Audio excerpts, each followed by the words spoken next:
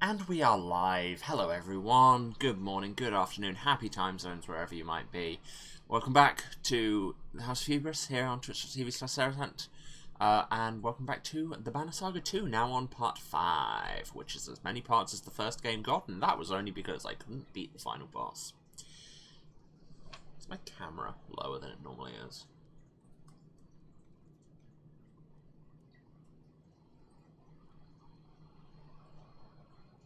That's better. Yes. So, last time, I mean, touch wood, I don't think any major characters died, so that's nice. And we found out ones that we thought were dead weren't. Ivor has left with Juno and Eyvind to take Bellower to Manahar. Everyone else is headed to Arberrang. We are currently with the Ravens, who have just made it to the Old Ford while being pursued by an army of Dredge, and now we have a bridge to hold, because there's always a bridge to hold.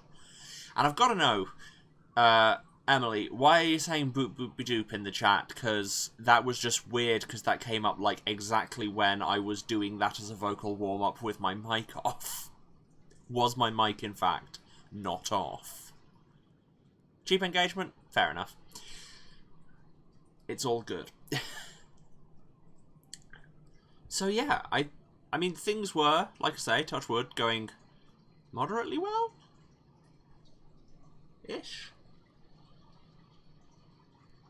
Probably a bunch of other stuff happened. Well, yeah, Juno got eaten by the giant snake, and then Eyvind hit it with lightning and got her out of it. It was all very dramatic. It's becoming increasingly clear that Eyvind may have done something very bad. They've left to, like I say, take Bello to Manahar. Oh, wait, no. Wait, no, they don't have Bellower. I'm mixing up the two threads. The Ravens party have Bellower. No, Juno, Eyvind, and Ivor are going to Manahar for reasons, I think? I can't remember. I'm so good at this whole story thing. But yeah. And before they left, they gave us a cool new map that looks very funky and shows us how far the darkness that's eating the world has extended. And also, we went to the drug forest, and it was weird. Shall I just get on with it, rather than bastardizing whatever just happened? I think I should. Yes, here we are at the Old Ford. We have 16 resolve. Can anybody level? I don't think so, because the only people we've got who can level are already rank 7, and that would cost us 17, and we have 16. Well, that's unfortunate. Any good stuff at the market? I get the feeling I checked this before.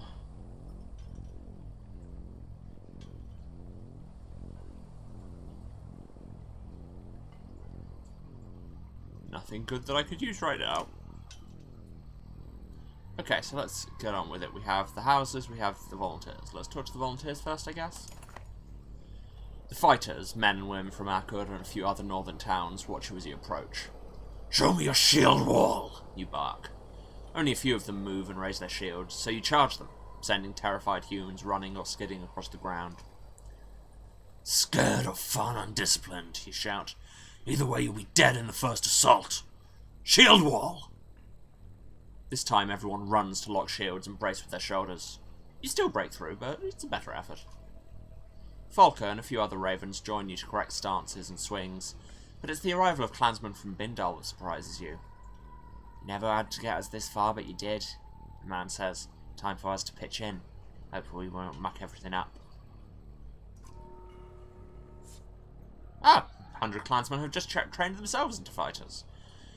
You show the new volunteers how to reinforce a shield wall. After an hour, you tell everyone to rest and get ready for the real fighting. In private, Falker asks, "Think it'll make a difference?"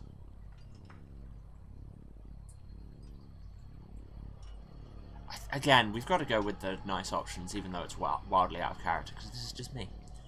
"They're making a stand, so it already has." "Sometimes you impress me," Falker says. Just when I think you hate everything, you say something that shows you haven't given up on all the rest of us.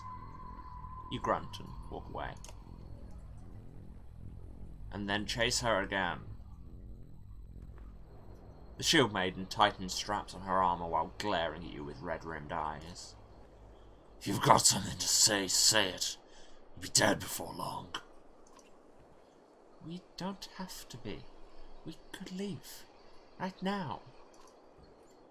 Whoever's after us would roll through here without slowing.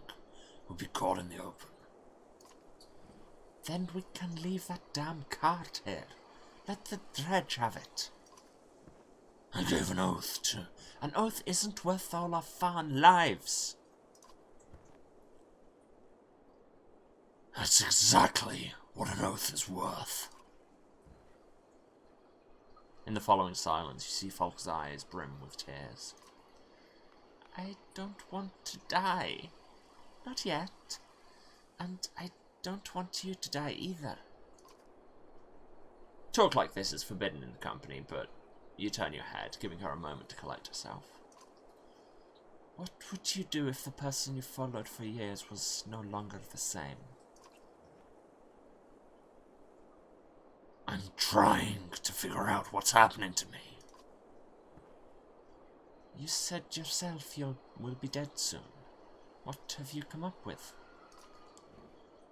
There's a voice in my head, growing louder.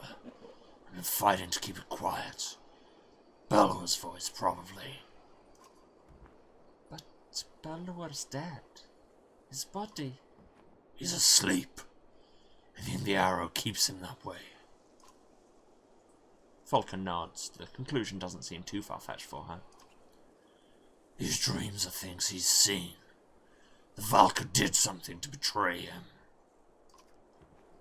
They were working with the Sundr. My hair is attacking me. I think so, but this has more to do with Avon and Juno. They did something. Something bad. I don't even think Zephyr knows what they did. The two of you look over at Zephyr. The Valka stares into a fire, lost in thought. So, what does all of this mean? It means don't trust Valka. But Zephyr said Juno was killed for controlling the minds of others. She could probably make people trust her. Not me. A scout's horn interrupts you, signaling all fighters to the bridge. If we make it through this, someone in Manahar is going to answer to me. You storm off to the fighting, building your rage with each step.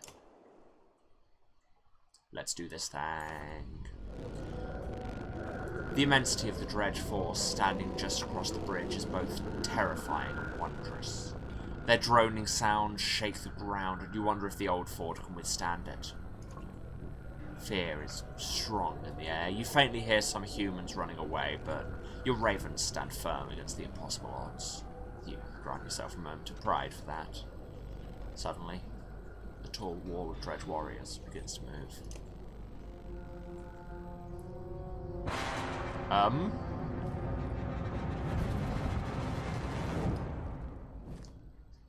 So, the bit where he died underground and Ilus was there, a Sundr who was described as being able to control the dead, nobody saw this coming, apparently including me.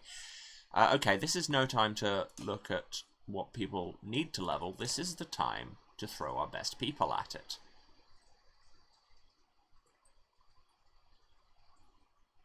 Do we want back? Do we want Zephyr? Good month. We can take two of them. Let's go with back.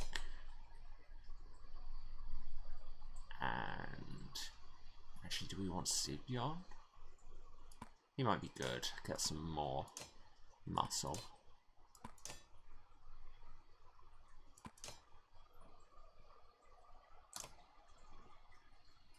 Let's do this thing.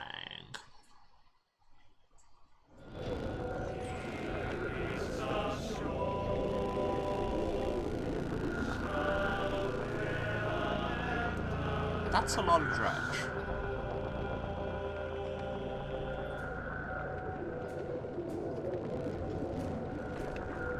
Is that Nicholas? But he's dead. Don't be fooled, that isn't Nicholas, but Eyeless. It still looks as squishy as Nichols did, though. It's still mend, so we should probably kill him ASAP. Yeah. Let's go. Let's just head for the first person we can reach.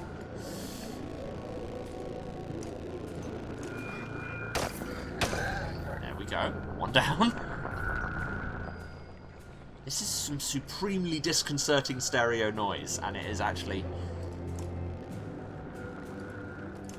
freaking me out a little bit. Well, Nichols is down. Oh, look, there's Eyeless. Ah, yes, we have to kill the thing she's controlling for her to show herself. Tempest these two.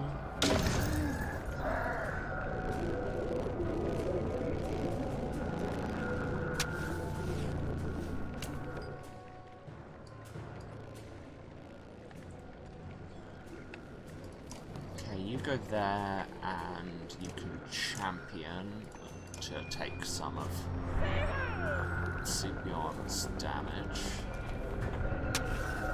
You all can stop laying mines.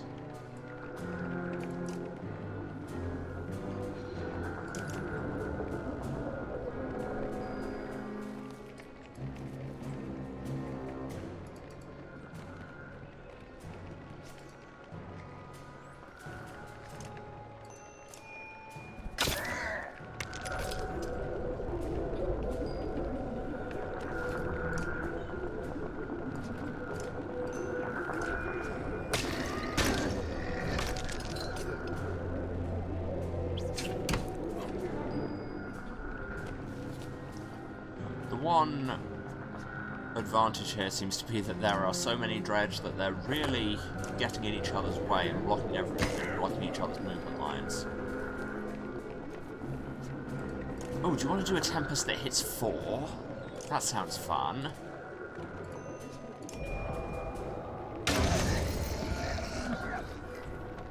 Multi-kill.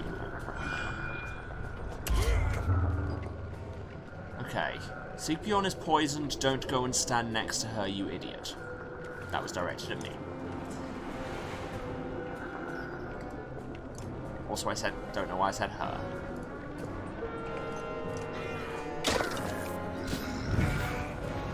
We already beat you once, you son of a bitch.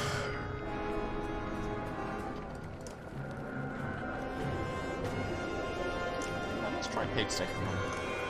There we go.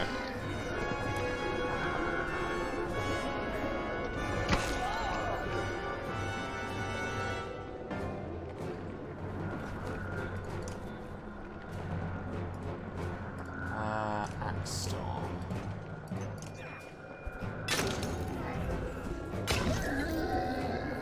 Nicely, nicely.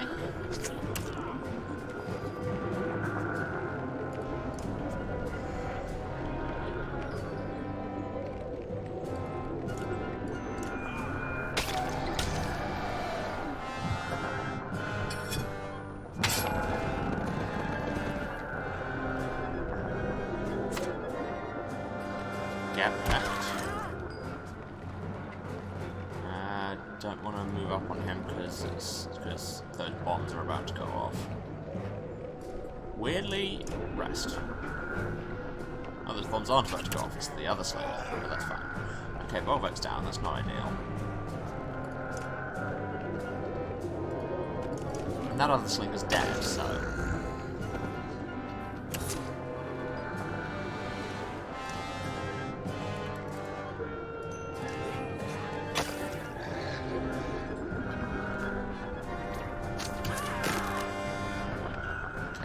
Lost her shield, don't love that.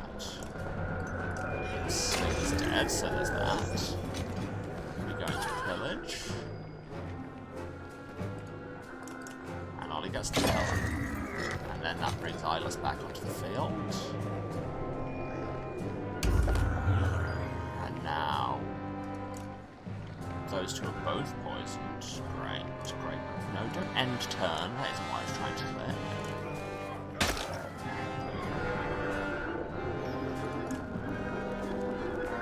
Okay, those mines are inert, so that's fine.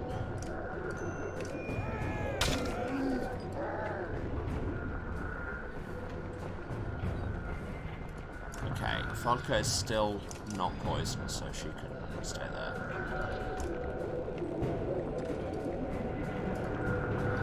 What happens to a Sundra when it gets pig stuck? Same thing that happens to everyone else. That's still, it's a terrible line, but in an iconic kind of way. And now get axed on. What do you mean, missed? Now we have to kill another ghost.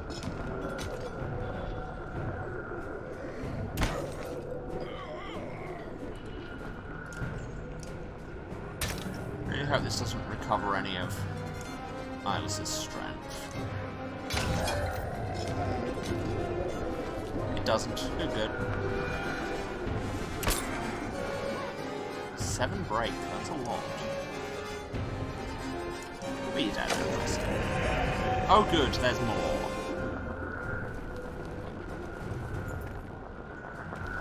Eyeless falls to the ground.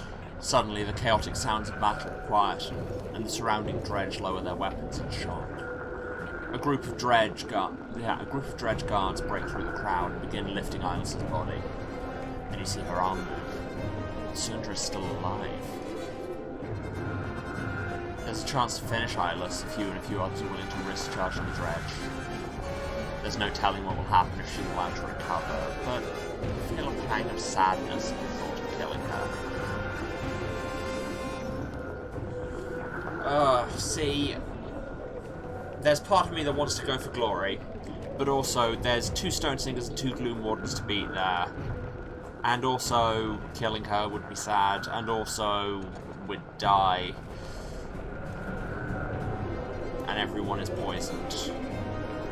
I'm just gonna go. Just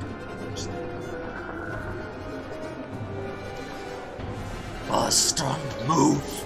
To Manaha!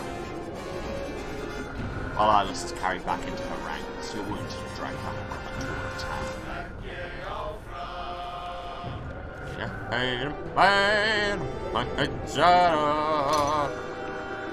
Sleepyon gets a level. Just announce where you're headed. To be fair, like, they've known exactly where we are this whole time because we're carrying a comatose Sund. Like, wherever we go, they'll know where we've gone. Much renown. Fatigue slows your muscles as you take the reins of the yokes pulling Bellower's cart. Thousands of eyes watch you, the scared faces of so many dredge left on the battlefield pulling you. Your mind fills with images of Eyvind on the tower, of dredge, twisting, warping in darkness, shaking, slobbering, roaring. You fight to regain even control of your mind. The dredge begin moving south along the river, not as an army, but as people fleeing danger. Many of them start crossing the old fort bridge. Bolverk! Falca shouts. Take the cart. Get to Manahar. We'll hold them here as long as we can. The Shield Maiden's voice clears your head for a moment. You see her turning proudly, commanding ravens into formation, and Gudmund to lead the clansmen to Arberrang. She looks back at you, holding your gaze. We'll be right behind you. Go! Then she joins the shield wall, lending strength to those around her. If Falca dies, I will be sad. Bolverk, Valka Zeft says, pulling your attention from the Raven banner near the bridge. We must leave, now!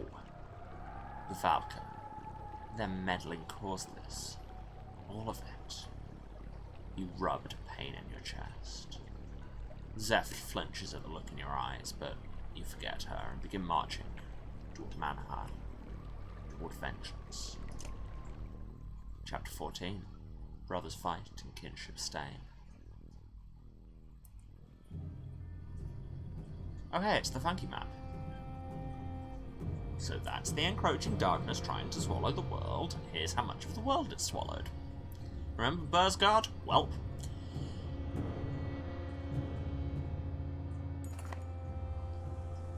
Seems like everyone's headed for the capital these days. Small villages, Baker says. I figure it's just as well to stay put. Got enough around here to survive, even with the king cutting off trade.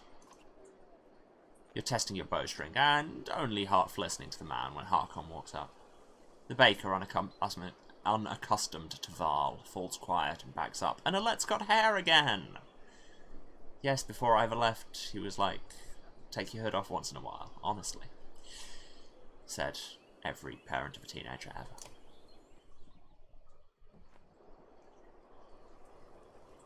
The capital's only a few days away now.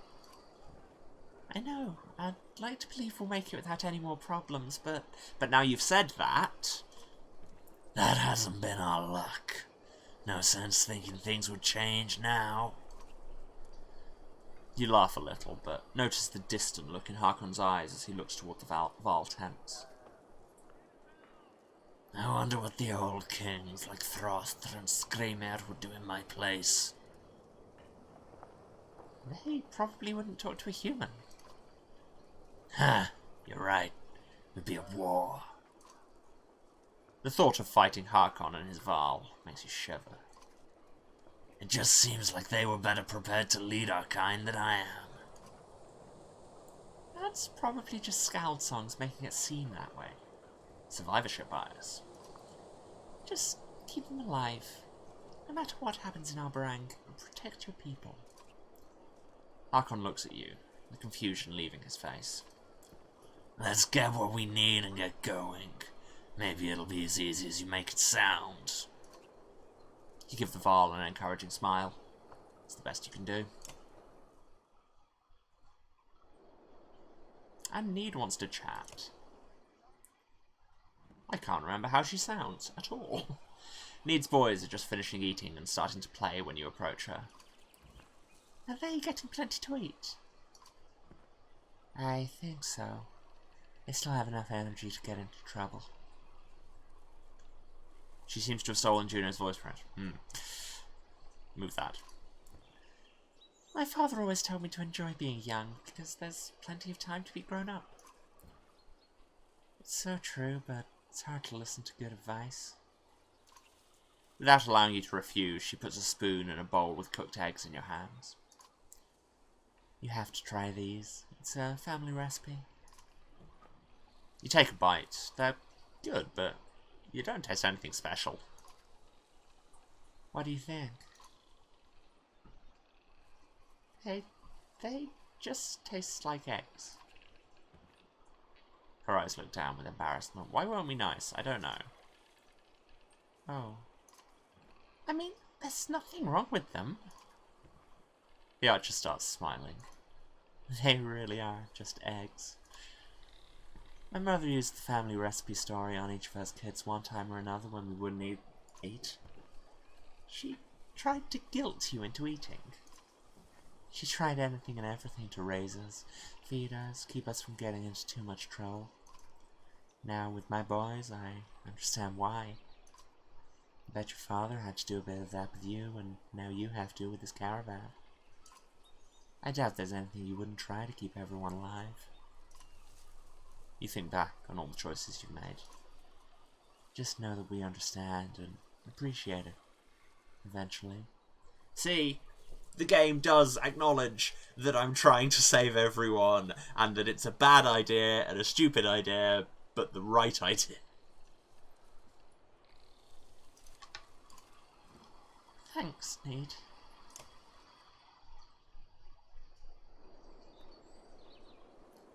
We should probably rest for a couple of days, get morale up.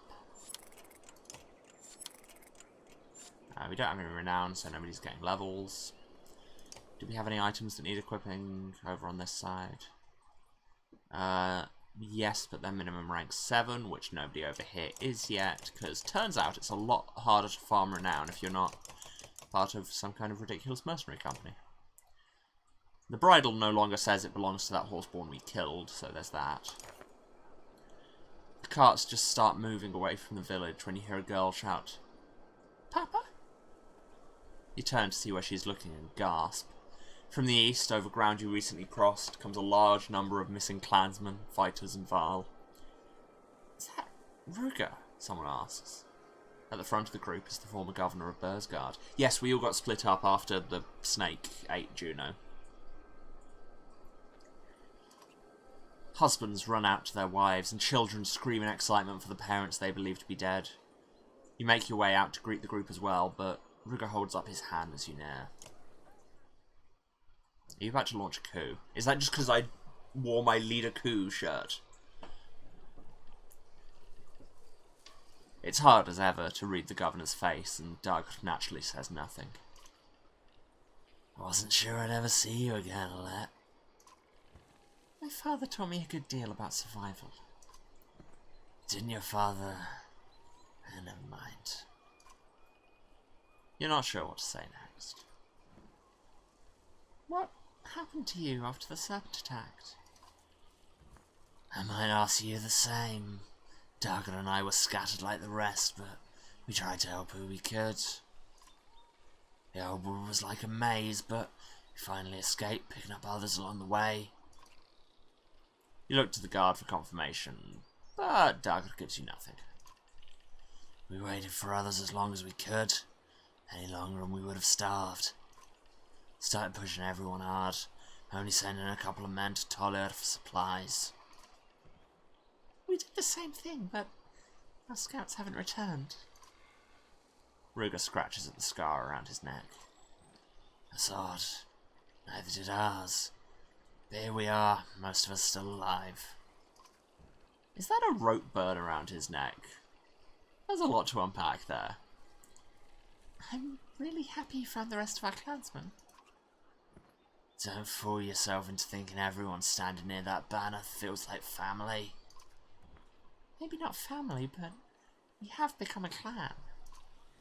"Hatred spans generations. Some of these people have feuds older than the Great Wars.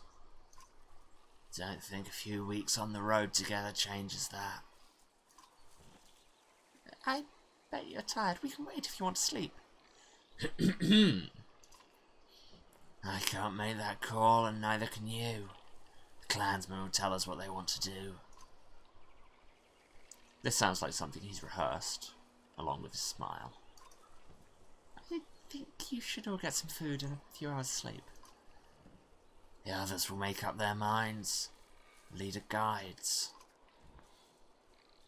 "I should check on the others. I'm just gonna go." "Before you do..." Doug shifts slightly, and you almost jump back, unaccustomed to him moving.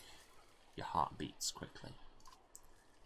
"You're young, strong, and beautiful, Alette. Weird, but I really hoped you'd be a better leader. On the ships, in the bogs, in Lundar, depths even in the old woods.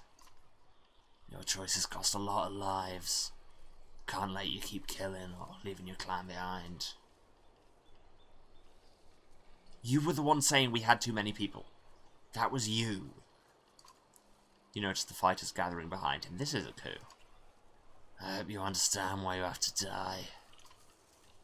Doug lunges at you, but an arrow slams into his shield, disrupting his attack. Thanks, presumably Oddleaf.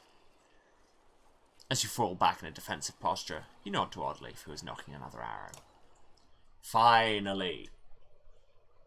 We've said the vibes were bad all along, and now he shall reap his vibes."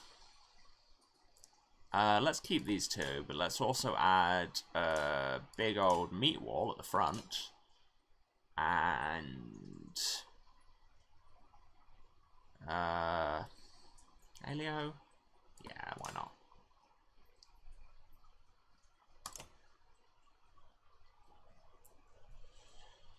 Like, the moment we met him, he had the vibe of man who will one day launch a coup against you. Okay, so who's special for us to look out for? They've got... nobody we can click on. Exciting times. Let's just go then. So, generic Raid Master Champion. Assassin. Has Bird of Prey and Slag. Same. Backbiter Champion. Dawg has Shield Wall and Backbiter ability.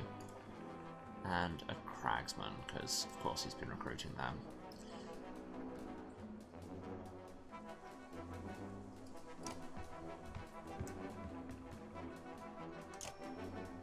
Hey you, Raid Master, wish you would!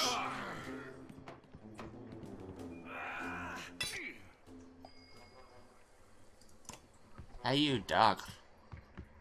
You're creepy. Be dead.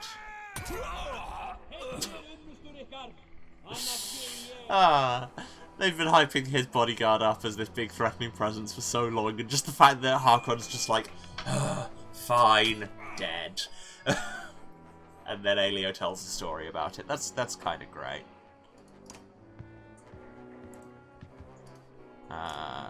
Tempesting wouldn't make any sense because he's only on 9 strength, though.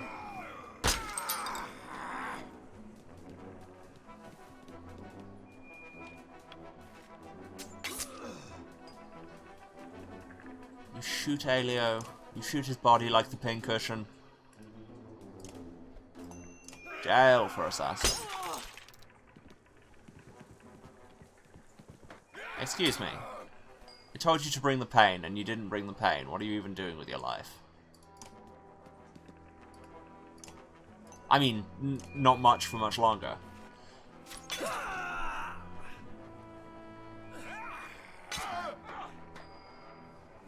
Could we maybe try not immediately murdering Gunnulf? He gets that too much. And for that, dead.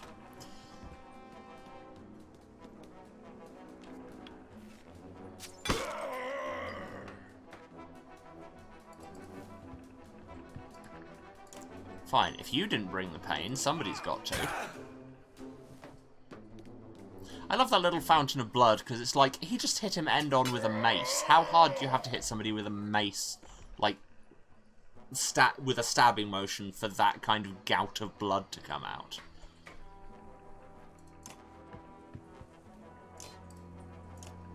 Guess what you are? It's also dead.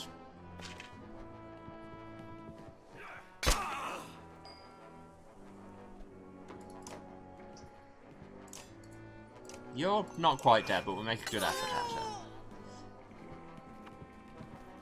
it. Finally, somebody brings the pain. You? Actually dead.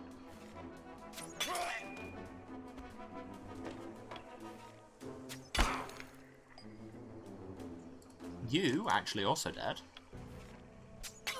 Archer versus Archer. Spoilers, Oddleaf wins.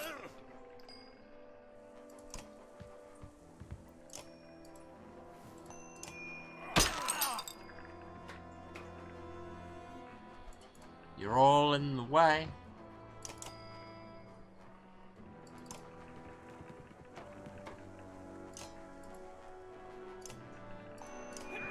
Have no armor. Annoyingly, you're too far away for them to get puncture on you, but it's fine, because that's an 11 damage regular shot anyway. So how's that coup going for you? Because by my measure, sure you took down Gunnulf, but lots of people do that. But on the other hand, all of you are dead.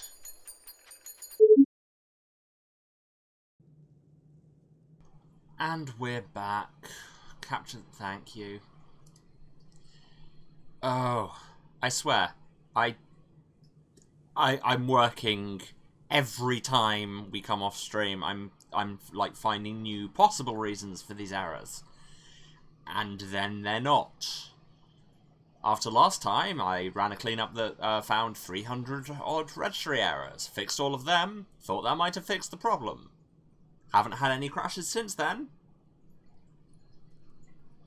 It doesn't help that the only thing that reliably seems to provoke this error is while I'm streaming. So there's no way to prepare for it before I'm streaming. Welp, gonna have to try some other stuff next time.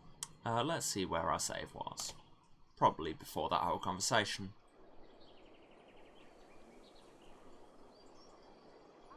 Yeah.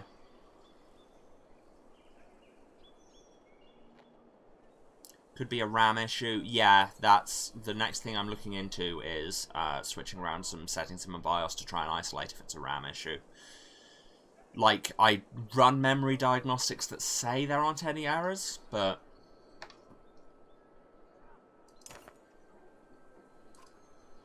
Oh, hey, Ruger's back. Who could have seen this coming? Have this conversation, same as we just did.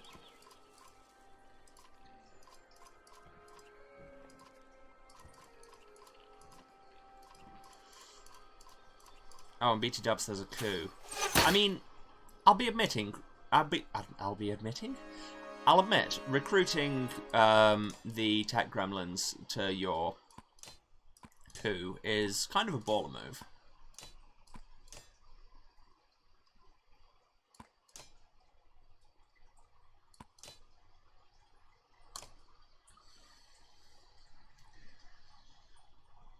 But on the other hand, if my own technology is going to unionize against me, I really don't know what I can do. I'll actually put Margaret over there. I want to get him in the middle of as many people as we can. So, stand there. Wish you would. Excuse me, which part of Wish You Would did you not get? Now you tried to do that and you missed, and now you feel like an idiot. And now this guy's going to get hit very hard with an axe.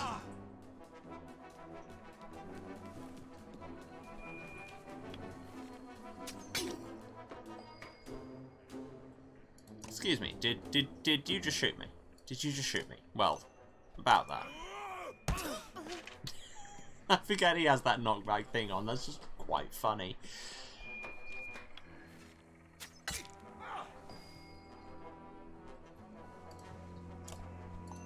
Dawg, you have too much armor, let me fix that for you.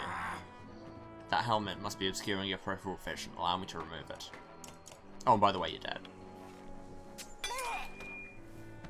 Having Alette kill Dawg is quite pleasing, actually.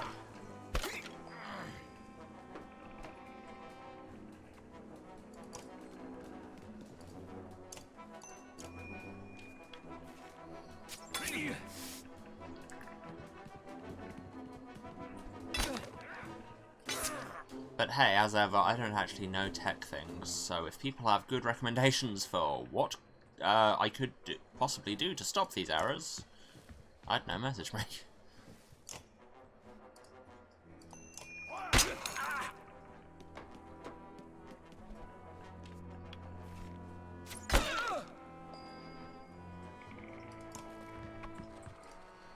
That archer?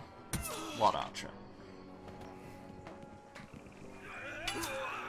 Why are we all ganging up on Aelio just because he's small and squishy and now I've answered my own question?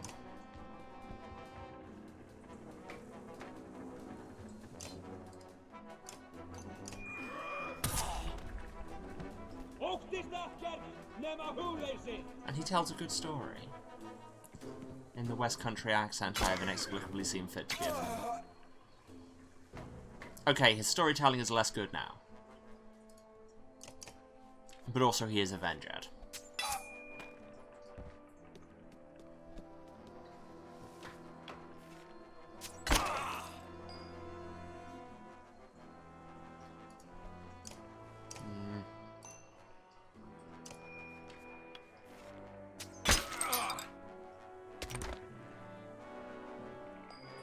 Stonewalling, which is frankly just antisocial. But on the other hand, his friend is dead. And that immediately gives him a turn, which breaks his stonewall. And yeah, here, have 11 damage.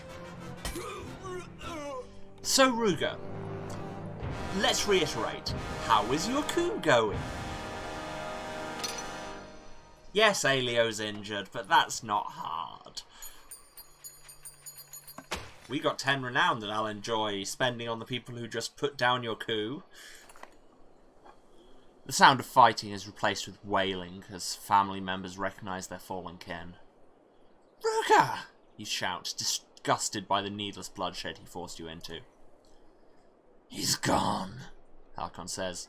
Early in the fighting he slipped away. We caught his man, dawg. Duval leads the bound, silent assassin into the middle of everyone. Rocks and Yokstung are hurled at him. Halcon looks at you. Either you handle this or I do. My immediate instinct is, well, show him mercy. You never know. Something good could happen, but if there's one thing this game has taught me, it's that something good couldn't happen. You know what, Hakon? If you want to kill him with an axe, you do that. Hakon looks shocked as you step away, but walks forward quietly and lifts his axe. With a powerful swing, he brings down his blade, and the impact nearly buckles your knees. You feel the disappointment of your clansmen at your back. And know it should have been you who took the man's life. I can't make the right decision to save my life, apparently. Rewarding loyalty with career progression, something, we're like a family here. Okay, don't come at me like that. Morale declined. But hey, we got 79 fighters and 68 clansmen. And I think I've worked out why that weird rumbling drone that the dredge do puts me on edge so much, apart from the obvious reasons. It's because that's quite what my computer sounds like when it blue screens.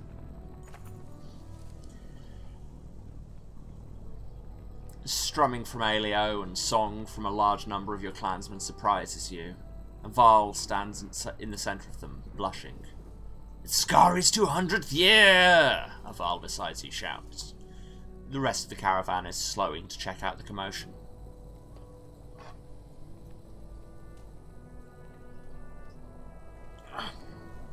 You know what? Just because you chose to send Hydrate at that exact moment,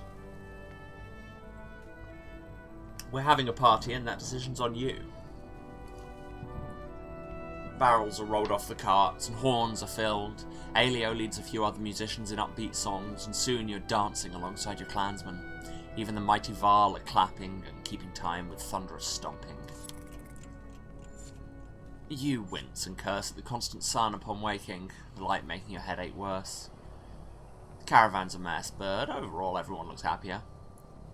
Let's get going, you shout, and someone find Skadi some clothes. Okay. Feel like there's probably an important bit of the middle of that story that we will never address.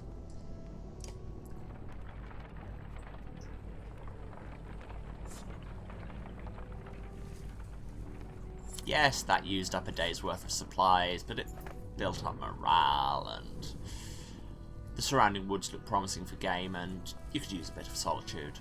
Soon, deer tracks guide you, but in a clearing, the beast has already fallen. Scanning the woods, you hear and see nothing. As you approach the deer, you can tell the kill was recent. A black stone, half the size of your fist, lays beside the animal. You pick it up, knowing it to be a dredge weapon. A rustle in the underbrush nearby reveals two hurlers who immediately create deep noises. They're communicating, and then one lashes out and attacks you. God, you just try and have an afternoon to yourself, and then dredge.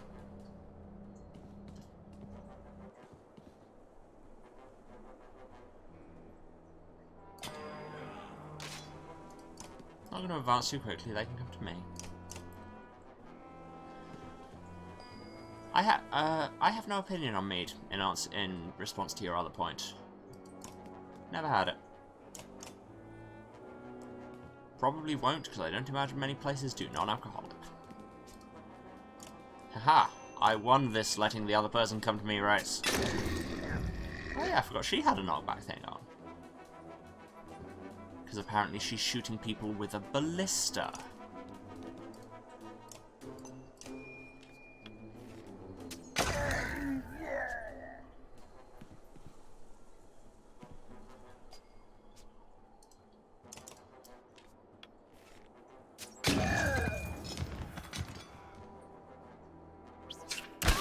Finally, somebody actually takes a shot. This was beginning to feel like bullying, if I'm honest. I mean, I still haven't taken any strength damage and you're all dead, but hey.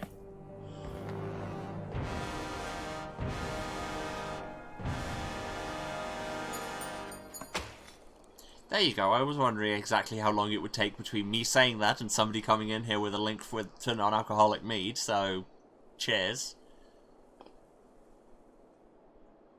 Excuse me while I open that in another tab. I will check that out later. Thank you. As the dredge fall, others from your clan arrive. Not bad, a woman says, booting one of the dredge bodies. A child runs up and does the same. That's enough, leave them alone. Look, I just absolutely murked them. You don't need to add insult to injury by kicking their corpses. It's just not classy, for one. They've killed enough of ours, haven't they? The woman asks. Do you think they feel bad about it? A few clansmen cheer their agreement. I don't know what they feel, you say, but they weren't looking for a fight. They were hunting, same as me. The clansmen seem unsure of what to make of your words. Take the deer, you command. Let's get moving. They all agree with that sentiment.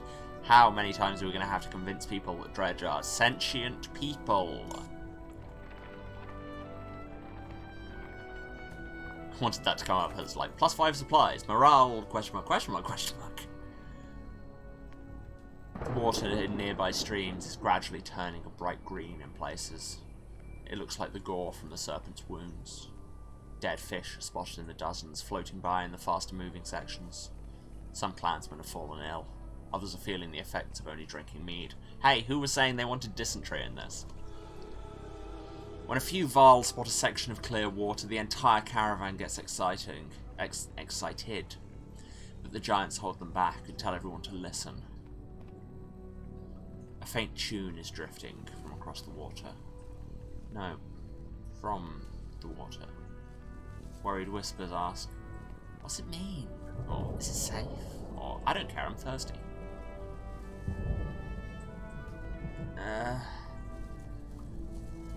Sanitation. Fill a few barrels, we'll boil it first. People complain at having to wait, but the Varl support your caution. Fires are started, and water is boiled. The result is quite a few barrels of clean, fresh water that satisfies most everyone's thirst, but not enough to bring cheer. No one seems to know when the tune from the water stopped playing. Did we just boil a mermaid? We may have just boiled a mermaid.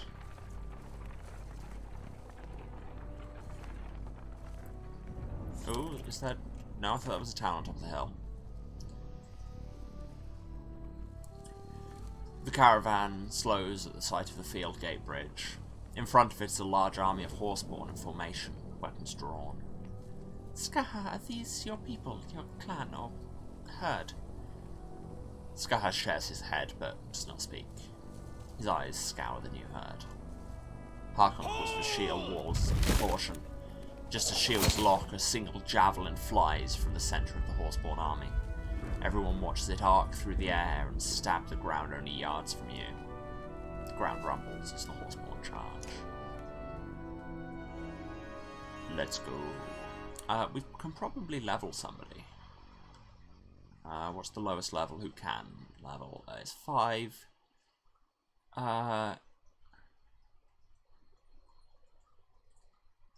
You know what, Gunnar, let's see if we can make you slightly less murderable, because you get murdered so often. And you can have Sundering Impact. More like Sundering Impact. Have some armor.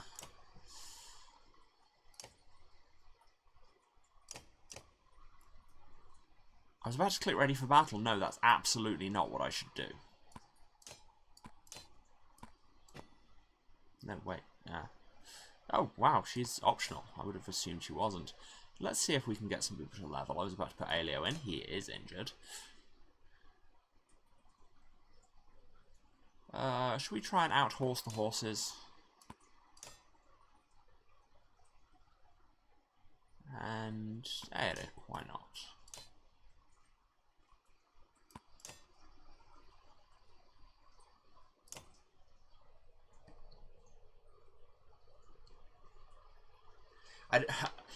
I mean, the reason I'm spreading the levels around so much, well, partly is because that's who I am. I'm very bad at, like, if you ever have skill upgrades, I'm bad at not doing them all evenly.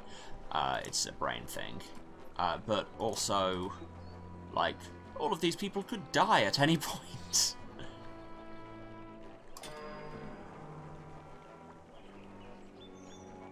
So, you know, don't want to lean too heavily on certain ones.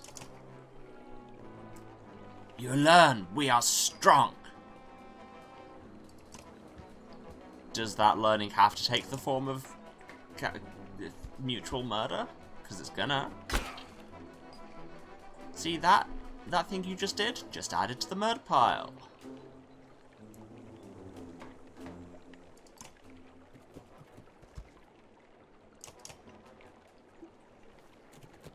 Canary? What kind of a name is that, honestly? That's not Gaelic at all.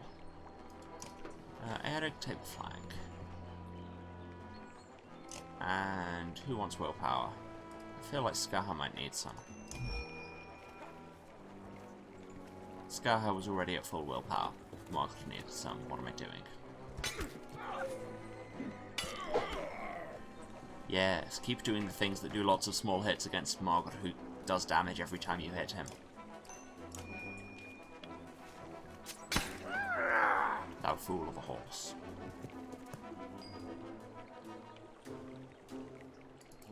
And then Bird of Prey this one just to exploit puncture. And kill. Finally, Need gets to actually score some kills.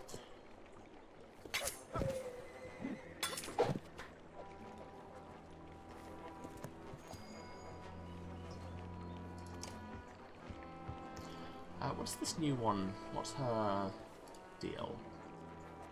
She's another one with poison javelins. Okay. No, that's the wrong screen. There we go. Hey, Horseborn. Wish you would.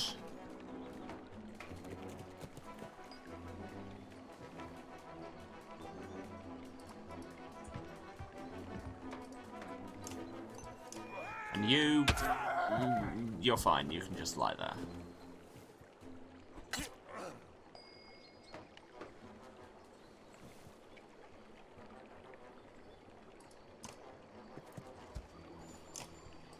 Trample this in.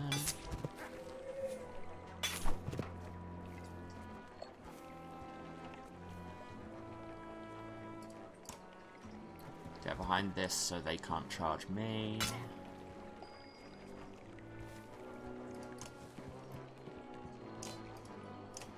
Eric gets involved. Does a whole bunch of break.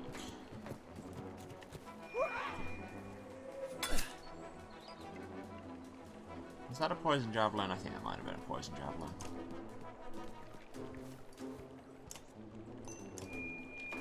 Well, no matter. Still a little sad that Eric never got his bear. I seem to remember when I played this when it first came. Well, maybe not when it first came out, but when I played this before, I managed to get the bear. And from then on, Eric just summon a bear. Need to have another kill.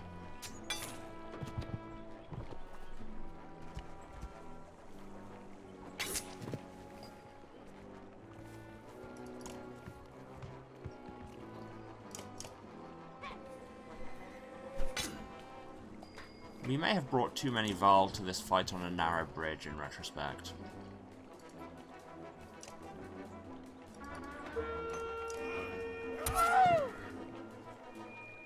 Did that Horseborn just moo?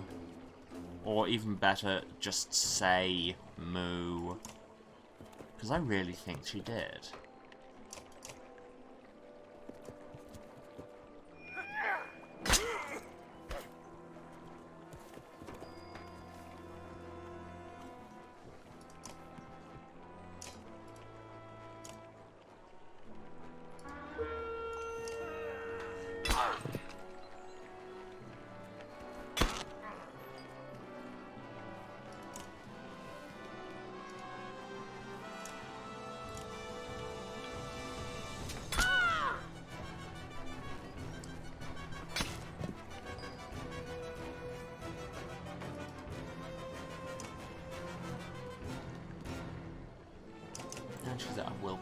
wasn't the best move I've ever made.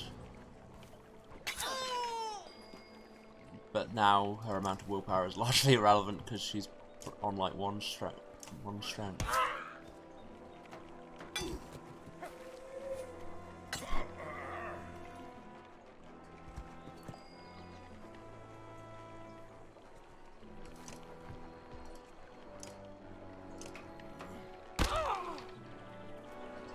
Leave the other ones being mostly dead, that's fine.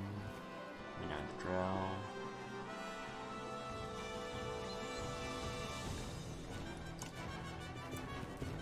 Get there, and then you can trample her for a guaranteed 3. Or even more if you crit, nice.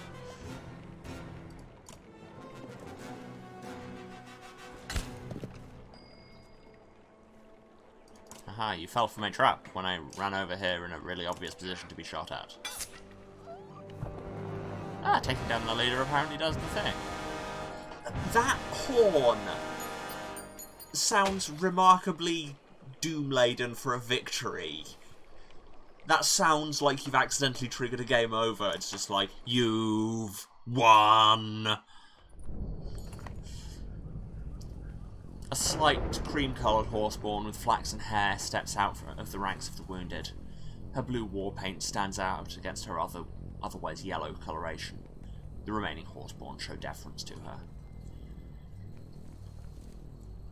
She says a few things in the foreign tongue of her people, but stops when she sees you do not understand. Forgiveness, she says fluently. I speak to you. You have my weapon.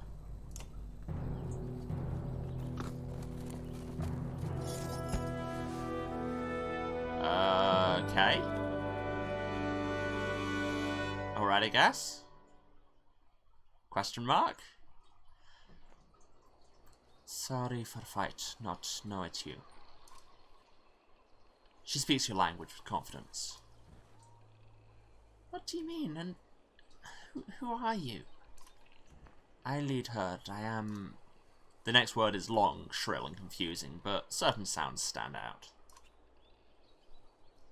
Canary? Canary smiles and stomps the ground rhythmically with a hoof. That easy. Canary, yes. And you? My name is Alette. Good greetings. Our stories tell of stranger who come help us. You 2 legs that walk along 4. My kind with you already. She points to the horseborn in your ranks. That doesn't make me the stranger in your stories.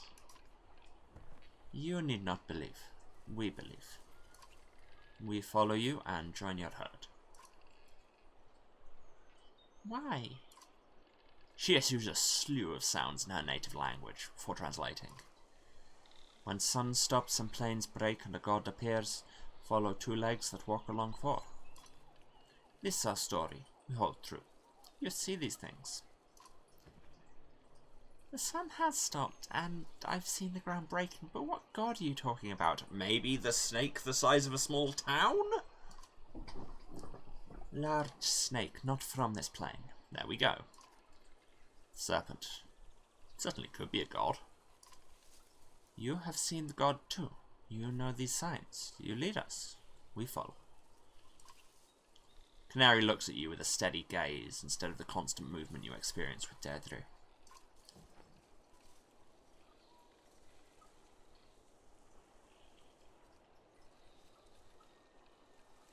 So your options here are tell her that people are racist, be racist, or no. So let's tell her that people can be racist. Most of the horseborn we've met have caused us harm, including you. Many of my people won't want to be near your people. Not today, but different day. Herds fight, but forget. Humans remember things a long time. Val even longer. Herd believes leader. We follow you. Herd grows strong. She bows again, motions to her people, and all the horseborn join your ranks at a respectful distance. Okay, A, neat. B, this is a vibe.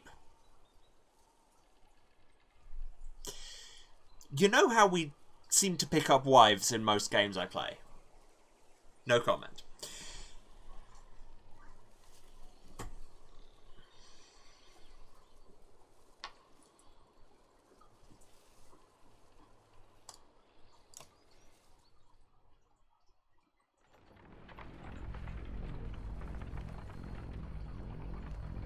That didn't actually add to our numbers, like, mechanically, which is weird.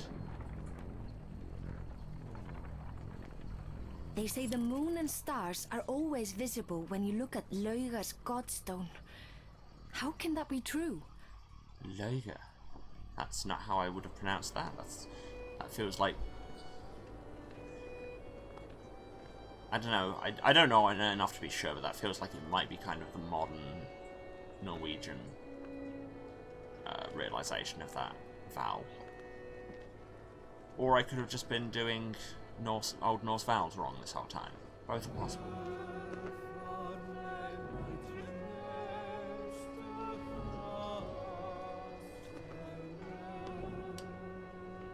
Why is this godstone giving me the eye?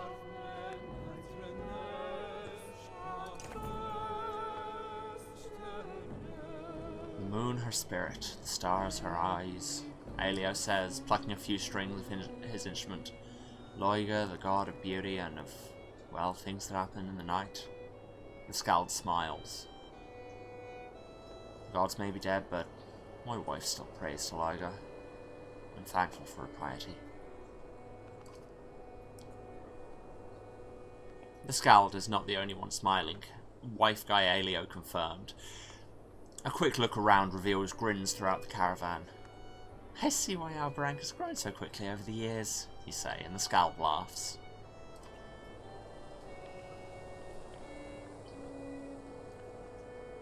Sorry, I just need a second to get his accent every time.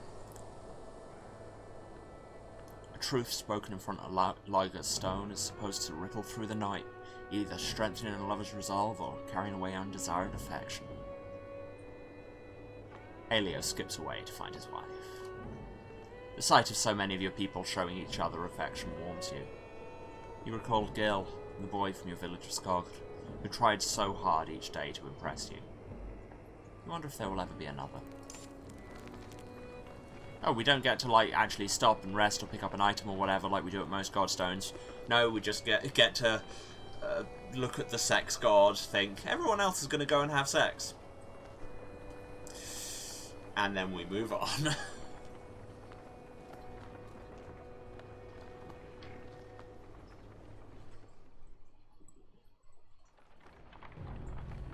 Okay, we're going to camp. I know we're a bit low on supplies, but we do need the morale.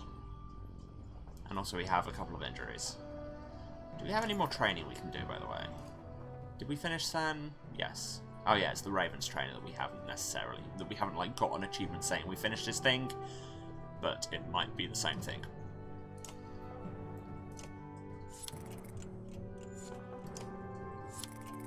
And we're gone.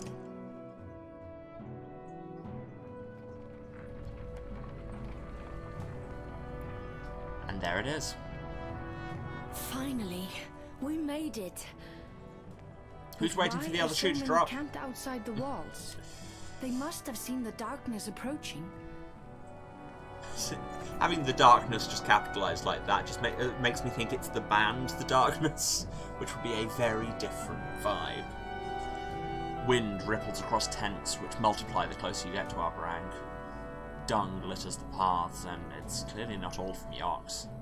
Rattling coughs mix with raucous laughter. Small fights break out for no apparent reason. Curious eyes grow wide as they spot Laval and Horseborn. Mothers grab their children, men their weapons. Thank you for just putting a load of Darkness lyrics in the comments. I appreciate it. They were really good live, I will say. Like, people treat them as just a joke act, but they were legitimately a really good live act.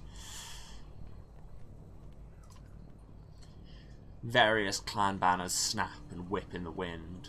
You recognise the heraldry of Karlshus from Aelio's tales, and Strand's banner from previous talks with Ubin. There are even a few Cragsman banners by their muddy appearance. You also notice the division between each clan. There's no mixing or unity. I'll push ahead, Prince Ludin says, because he's still here. My father will want to see me, and I'll be able to find out what exactly is going on here. Yes, and a few fighters escort him through the crowds towards the walls. Old Adakan's people are here, you hear a woman through your caravan shout. I have to check on him. Others are finding familiar clans and kin as well, slowly drifting from your banner. Arrogate everyone to us. Bring them here. Bring Adakan and the others to us. Some of the folks around the fires look half-starved and gladly join, making their way towards the supply carts. Others pack their meager possessions and fall in line. 140 people, and 20 fighters, and 8 Varl, and that's not going to be good for our supplies at all, and a bunch of renown. Where the crowd is the most dense in volume and numbers, the caravan comes to a stop. Ahead, you notice a sharp line where the tents and people stop. The ground beyond is pinned with arrows, and not much else. A few 100 yards of empty space between these people and Arberrang's walls. What is this? You asked, confused by all you're taking in. That's the peaceful bit, an older fighter says near you. He looks the type who's never seen enough things to lack enthusiasm. He looks like the type who has seen enough things to lack enthusiasm for much of anything. King's men can't kill us from the walls, and we can't kill them from here. But what's caused the fighting? You asked. The man smiles, his face unaccustomed to the action. Come on, Sunderslayer, he says. It's the same damn thing that causes every fight. They've got something we want. King's got food and protective walls. We're starving with our asses facing that rolling darkness. His words deal you a heavy blow. So, Arberrang's at war? The man laughs a wicked laugh. That's putting it lightly, he says. From what I can tell, this is the rest of our kind. We brought the last of the Varl and even dragged in some worthless horseborn. This fight's for survival. Winner lives, loser's gone forever. His laugh turns into hysteria, and you leave unsettled.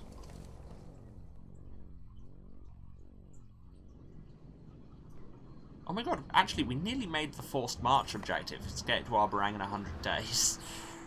We've actually made remarkably good time. The yokes are tended and tents aligned as best as possible.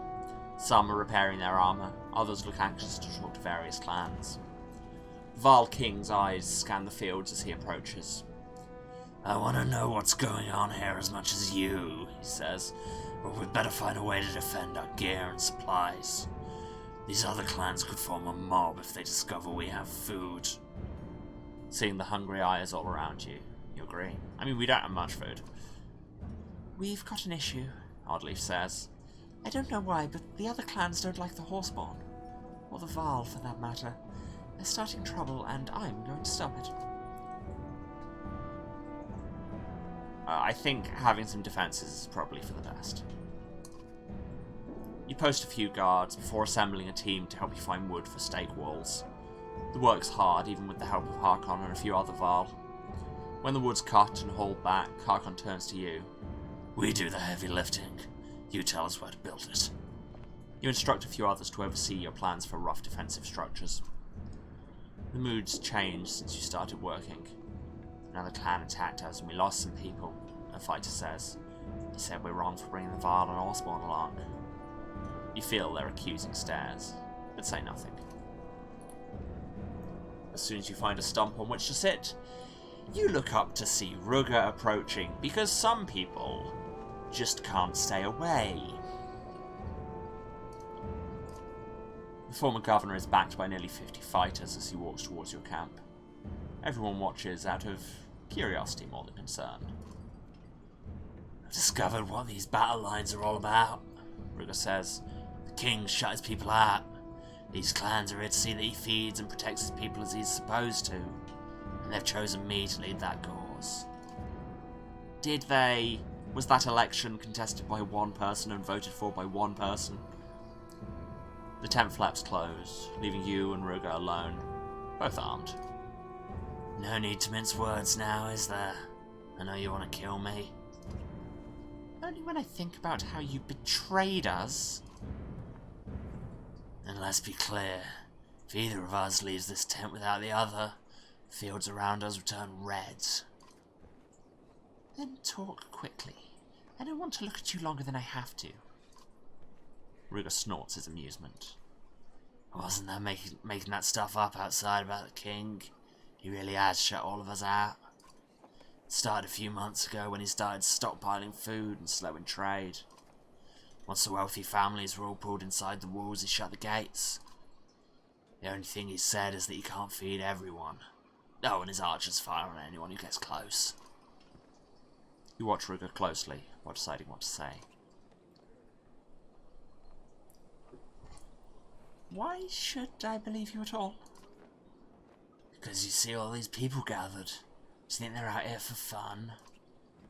No, but maybe you don't know the whole story. If you're the king and your people are starving at your gates, do you let them in or keep them out? Don't answer, we both know you'd let them in. Unless you knew something you weren't telling them. Either way, the people have a right to an answer, or the food they sent him and Arberrang's protection. Think you'd agree the food and walls belong to the kingdom, not the king. Wait, how did you come to lead the clans? Bursgard was the largest human town next to the capital. You don't become governor of a place like that without certain skills and powerful friends. And what are those certain skills? The governor just smiles. So you plan to break down his walls? That's the last thing I want to do. We need those walls to stop the dredge and whatever else is coming behind them. If we have to destroy them, we will. Maybe the menders inside can repair any damage. There might be ways past these first few walls, but the Black Wall... The governor just shakes his head. To what end? That's what the upcoming battle aims to find out. We want to go to war or ask the king a question? No, I want to go to war to make the king answer a few questions. Like why he leave his people outside the wall to starve. So this war is unavoidable? Probably. I officially meet with the king in a few hours to either come to an agreement or pull our banners from his. I won't be surprised if you're invited to the mighty Sundra Slayer and army. If so, make your decisions carefully. His tone is not exactly threatening. Not exactly. You move to the tent flaps, and both of you open them simultaneously so that no fight breaks out.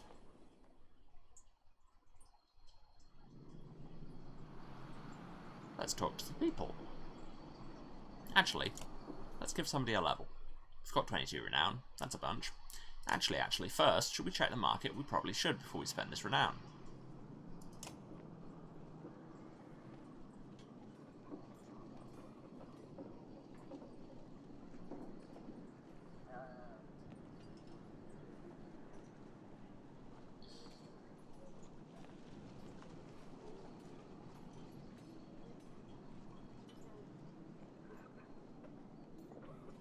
Now what I'm going to do is buy a couple more days of food. I could still buy one of these items. I mean, that's pretty nice. Sure. Strauss Bond. Gimme. I really hope we've got some level 6 people. I can't actually remember.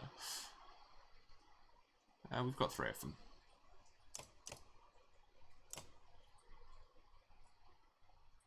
Gunnulf is the one I wanted to have that, and he's the only one that doesn't have a rank 6 item.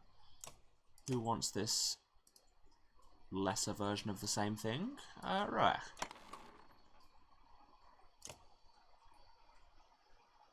Okay, let's talk to people now. Hey, Skaha. Skaha and Deirdre paced nervously, keeping their distance from humans, Varl, and other horseborn.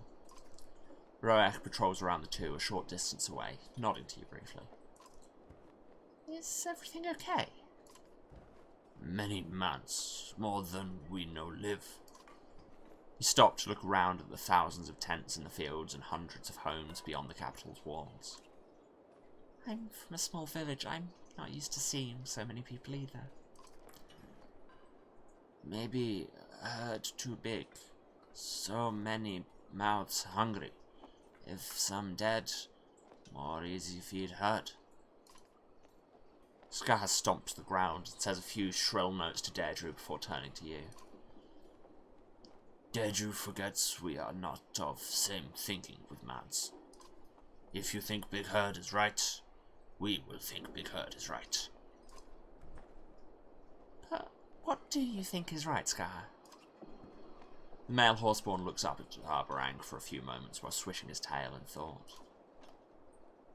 I think big herd kick each other in small fields. He points to Arberrang. Small fields behind walls. You thank them for talking and offer them a few calming words before departing. And Aelio. The Scald is tying a dyed strip of cloth into his daughter's hair, but sends her off to play as you near. We've come all this way for war. With luck, I might change their minds. And be the reed that would start the wind. You've got a lyric for every moment, don't you? Of course. Plenty before us have been in similar situations and written about it. We only think our lives are unique. And if peace is not an option, is there a Scald song for that? Plenty. But I'll tell you what I'd do. Save the families who can't save themselves. Can't imagine if my wife and children were left out here like they don't deserve the same protection as others. Aelio's words flood your thoughts as you walk away. We are being presented with settlement strategies that we will probably fail to implement. Should we go to the meeting tent? It's purple. This worries me. Before you head towards the large tent, Oddleaf stops you. Are you certain you're ready for what could happen out there? Her worried look is infectious. The king may be a decent man, but I doubt he's kept his throne by always following the rules. This is the game just saying, hey, point of no return here. But let's do that. I'm prepared for whatever the king and clans decide. I'm glad to hear the confidence in your voice, Oddleaf says. Just be careful. I'll be back here with the rest of the clan if you need me. You smile and make your way past the line of clansmen marking the boundary of the peaceful bit, and then you get shot and die at the end. No? Oh. The voices coming from under the tent are loud, animated. Best we could. You've done well. I never thought I'd see my son again. Well, we've all had easier journeys. The king's cheerful mood lessens. He's about to say something when he sees you approaching. Who's this? Greetings, King Meinolf. My name is Alette, and I'm from Skog. Ludin steps forward. Father, this is the Sunderslayer I told you about. King Meinolf glances at you and sighs. Son, you can introduce your pretty country girl later. You and Ludin both turn red, but you temper your anger as the king addresses Harkon. It pains me to hear you've lost so many of your hardy warriors, Harkon. But tell me, where's your underskender, Vognir? Well, you've got a long story to catch up on. Vognir died protecting your son. I was Vognir's Kandr. With Jorundr's death at Eintoft, I'm king of the few remaining Varl. The king says nothing, contemplating the news. Your walls are the last hope for my people. No sense in denying it. I understand, and of course you'll have refuge here. The least I can do for bringing my son back alive. It'll be tight, but I'm sure we can find a place for you. King Meinolf, Alette here is just as much responsible for the prince's safe return. She has quite a few clansmen. Careful, Val King. This is the human capital, and my generosity is already stretched thin. Archon looks at you and shrugs. Tell me, girl, why are you leading an entire caravan of humans and horseborn? Why didn't one of the men take point? Ah, we're just kicking off with that, are we?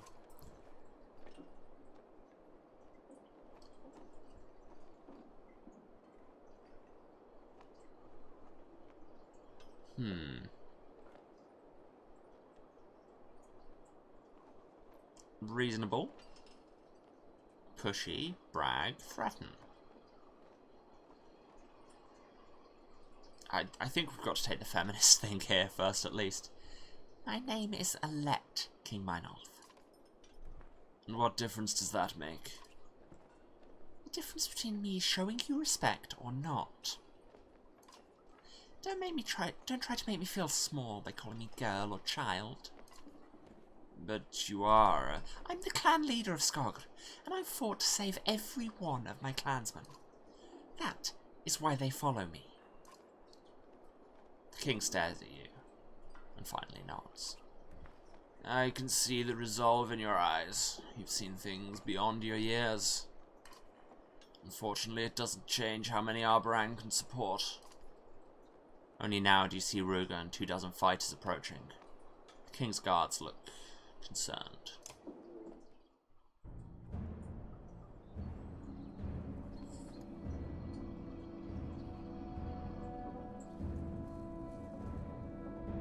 Why is there a sheep? Ruga. Meinolf. I should have killed you when I had the chance.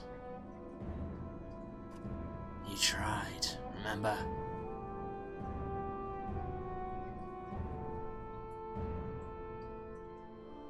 Did the Sunderslayer convince you to open your gates to your people? You will never enter my gates again. I'd hoped you'd died in Bursgard. How's it you've come to speak for all of these clans? People you've turned your back on? Seems they needed a leader they could trust. Again, how have you come to speak for them? Did you fool them like the people of that rotten town you governed? The only fool here is the outnumbered king, believing he still has a say in what happens now. Don't make us breach your walls. We just have to repair them once we're inside.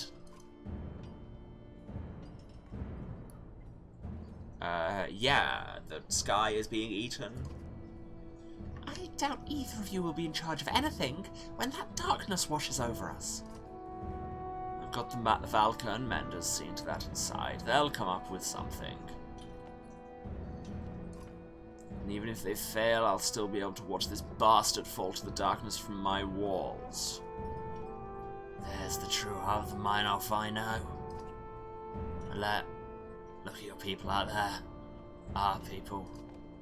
They need food and clean water, not poison in the river. They need protection.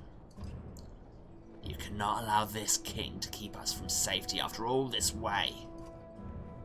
She doesn't have to. I'll find a place for the people under your banner, Alette. A place inside the walls alongside the Val. A place this fun man will never be allowed again. That's enough! Both of you are bickering like children instead of leaders. You, giant, joining this king after all we did to keep your people alive. Betrayer. Hakon growls and flexes his grip on his axe. All parties look angry and tense. And then, they look at you. Oof.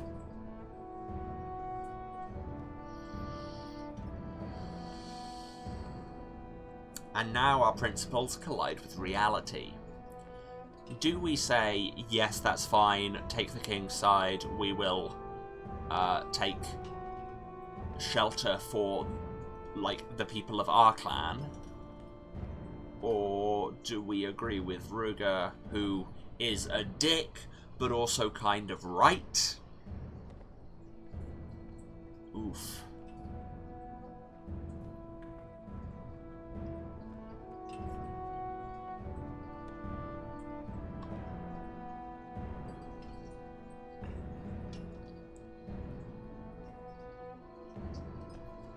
I'm honestly not sure which way to go here. Because the idealistic part of me is immediately like, yes, like, fight the monarchy, fight that kind of exclusionism, realise your pop filter has come slightly misaligned.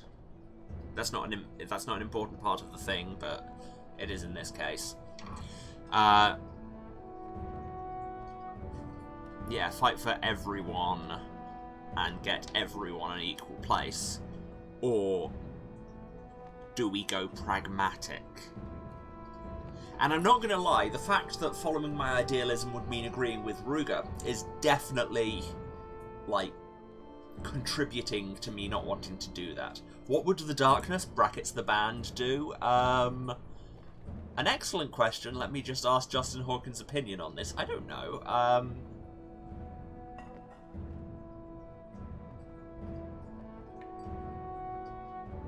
I feel like they'd probably say everyone.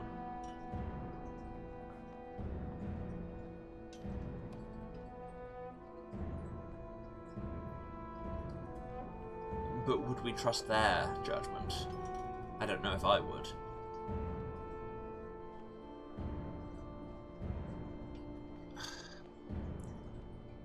And also, it's the positioning. Let the darkness be our moral judge, whether it be questionable or not. Fine.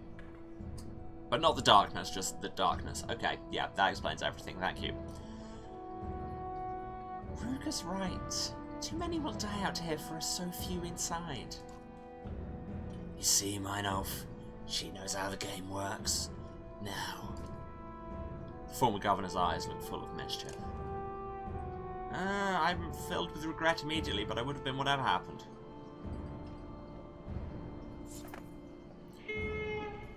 Ruger blows into a war horn, sending out one shrill note. You look back and see his forces either charging the wall or turning on Val. What? No? Game, have you made us accidentally racist? I said everyone, not every human.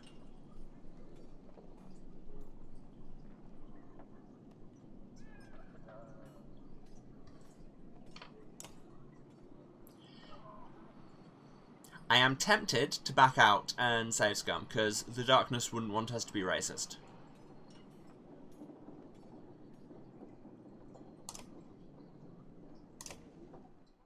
Let's see if our last save was before then, or if it saves at that point to stop you doing this.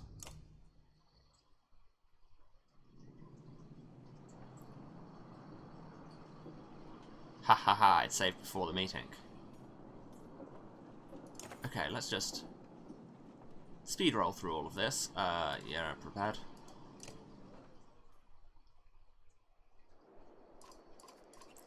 Ba-ba-ba-ba-ba-da.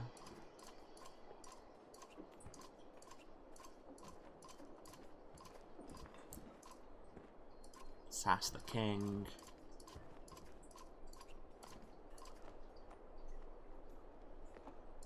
Ruger is here. There's a sheep. Why is there a sheep? The sheep has never been addressed.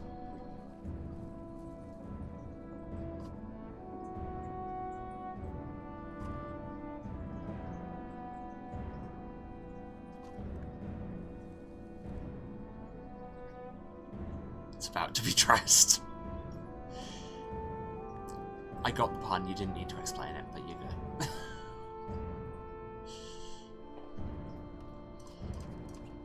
Ruger says some things. Also, the darkness are coming.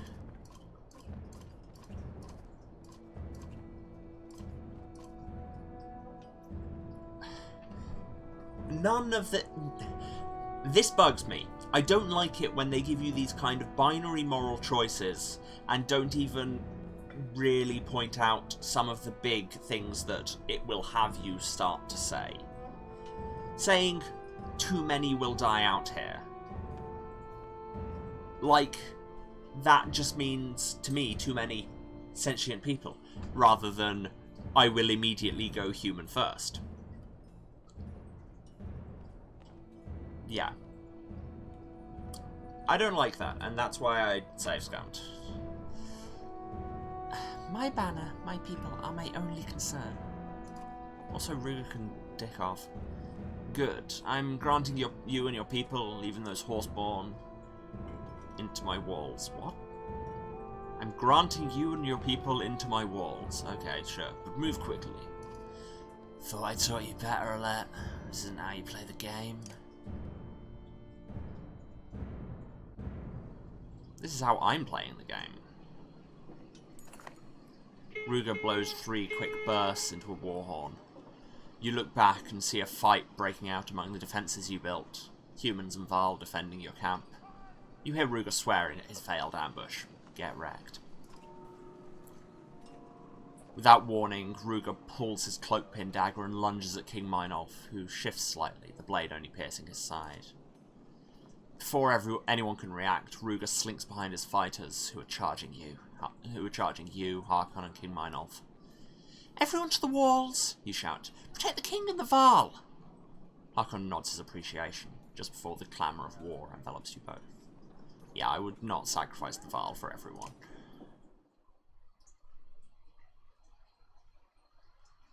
Ah yes, we now have Canary, who is rank 8! That's the highest rank of any of them!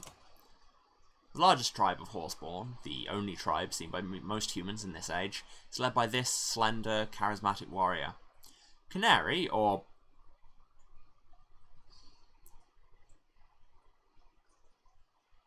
I want to say... Knanarither?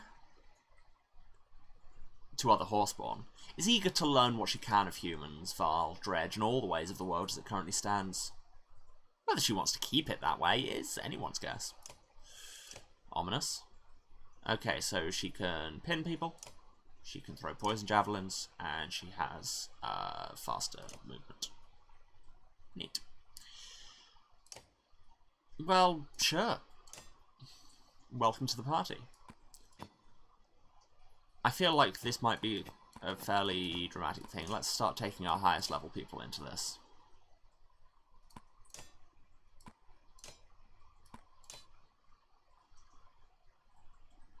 I think that's a strong... Oh, and she's rank 8, so she can have a decent item. +1 to all talents, 2 willpower, 1 willpower per rest, or protects from death on strength above 1. Lowered armor, but 35% chance to dodge strength. Sure, why not?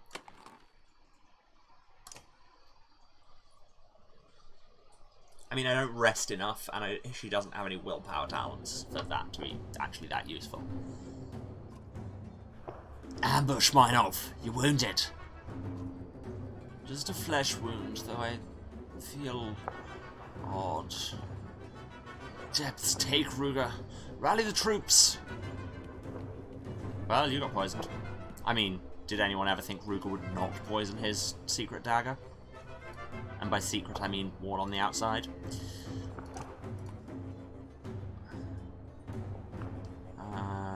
You go there. You go there. Ready. Okay, say it with me, children. Wish you would.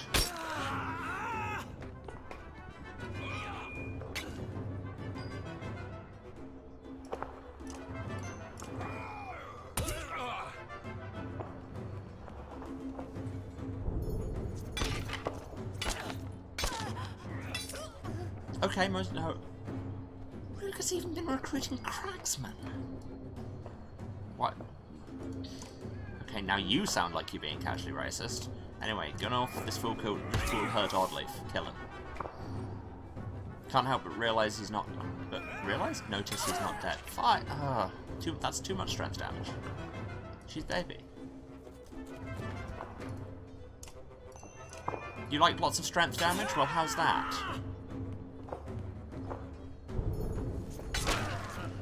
Ha! You idiot. Using flail on somebody who's already activated Bring the Pain is a good way to... Oh look, your armor is at 0. That knockback on her is still very funny.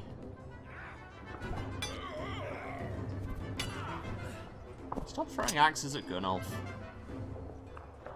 Frankly, too many people do this.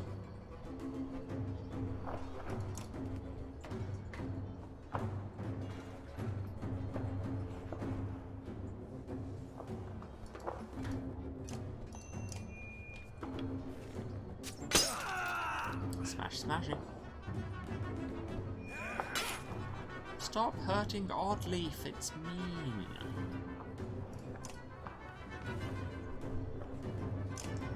Wish you would. Come on, flail. Ooh, he didn't flail. And now you're dead.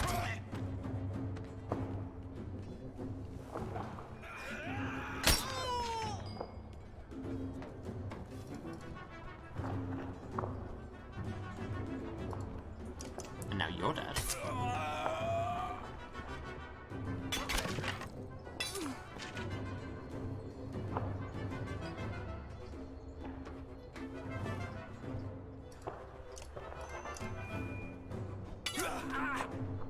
God, she does a lot of damage. Well, said wish you would, and they did. And now, dead. First you did, now you're dead. That's how it works.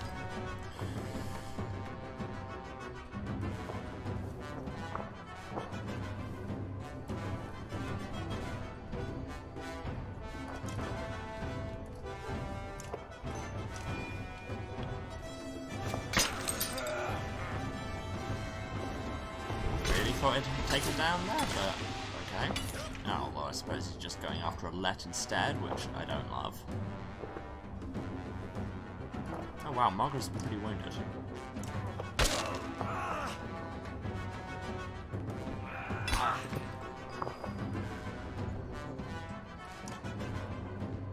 But hey, you know who's more wounded? You, bro.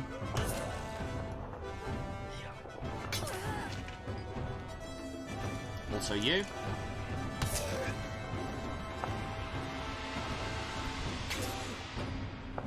Hey now. Did you just? Well, so did I.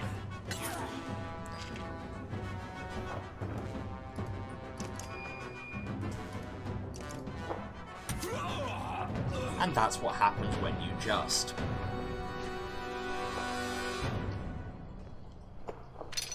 So Ruga, how's that coup going for you? Oh, did you like get injured? I missed that.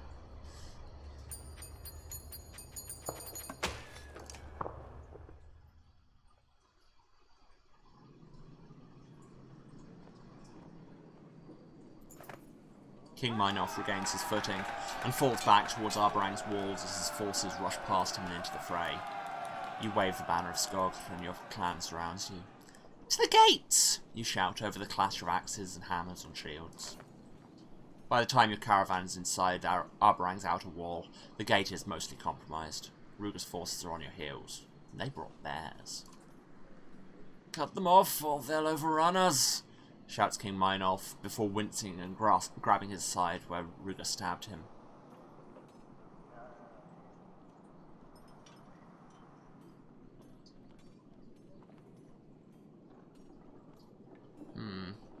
Do we take the king's plan and just charge them?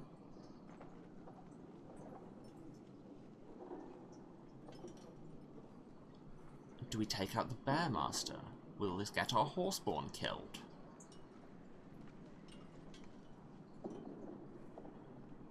Let's share the... no, take it. The bears are very dangerous. Horseborn, run in and take out that Bearmaster. With a shake of his mane, Skaha rushes forward. The other Horseborn follow his lead. Oh, we're just going straight in. Okay, so we'll lose the injured.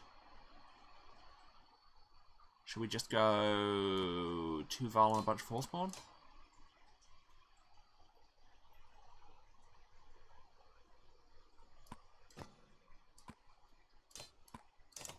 Yeah.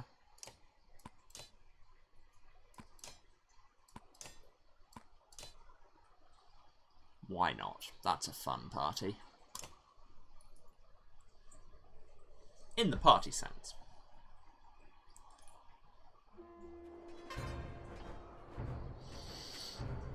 Okay, these are some cool set pieces.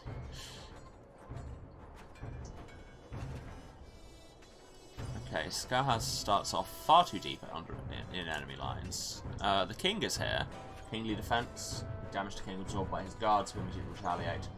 And he will make all elite guards attack simultaneously. Also, he's poisoned, losing 1 strength per round. Let's just try to never have him in the fight.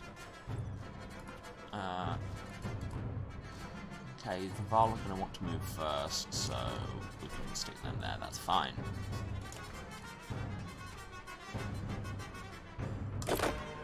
Starting to feel weak.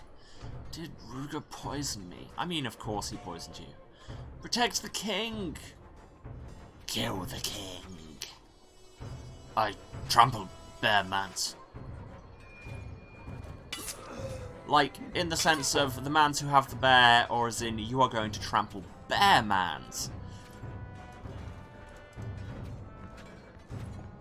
This joke only works if you're British.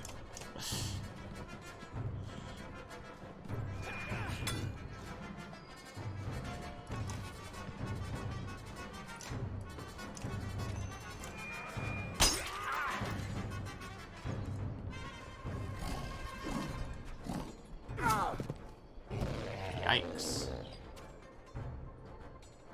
That's many damage.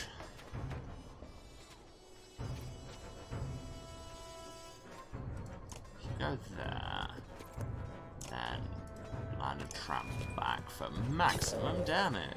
But it all gets absorbed to armor first, so you've got to absolutely murder bears before they can do anything, before you can actually hurt them. Roech is boxed in, which, in retrospect, not the smartest move by me.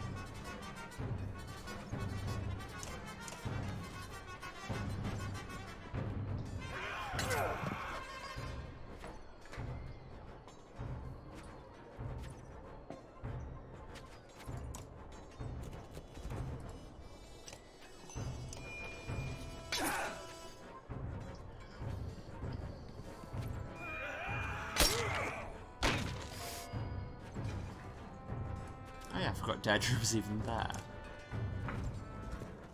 Well, she can get the kill. Ah yeah, that's my 3rd kill with the cat. Oh, I actually get to control the king. And I mean, he is pretty strong, but I still really shouldn't be committing him to the fight if I don't have to. But I can use his ability to make all my king's guards attack simultaneously. So does that just give them an extra turn, or... No? I'm confused as to what exactly that meant. Does it just push them to next in the turn order? It's hard to say. Oh good, there's more of them coming. Hey Cragsman. Wish you would.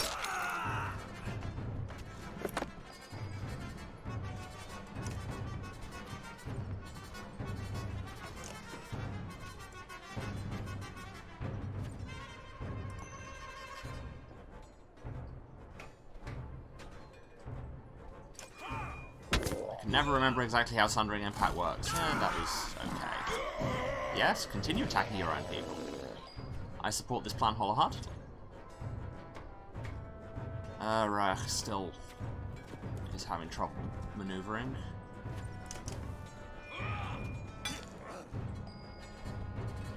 Who's this now? Canary. If you get down there, you can start taking out a bear. Ooh, if you poison the bear...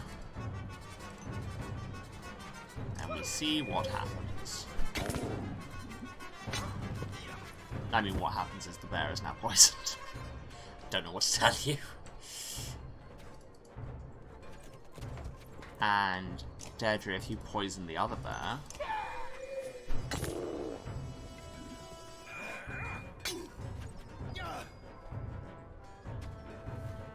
and Your Majesty King Meinolf will do nothing.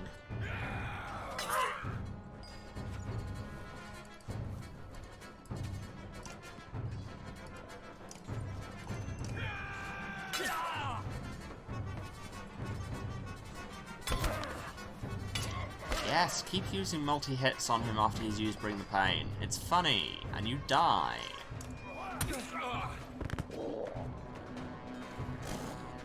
Sorry, Canary. Oh, well, she gets protected from one killing blow, so there's that.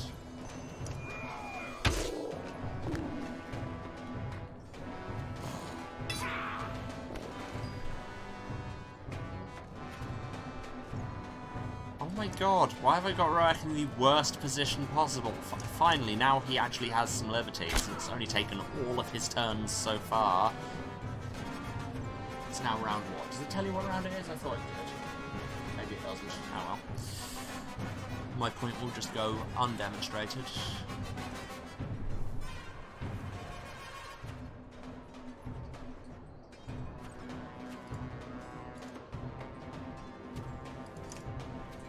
Ah yes, you can move through poisoned enemies. That's a neat ability I should really pay more attention to.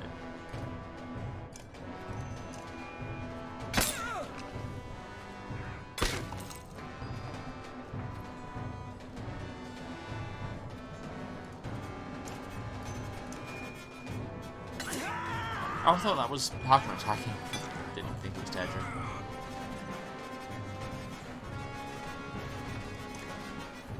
Okay, now, if you King's Will, now that the guards stood next to somebody.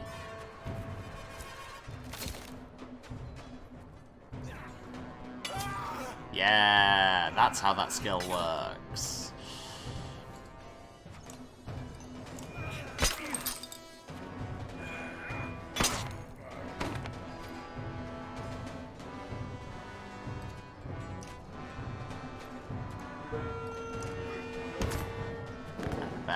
Finally actually get hurt. And now Bob dies.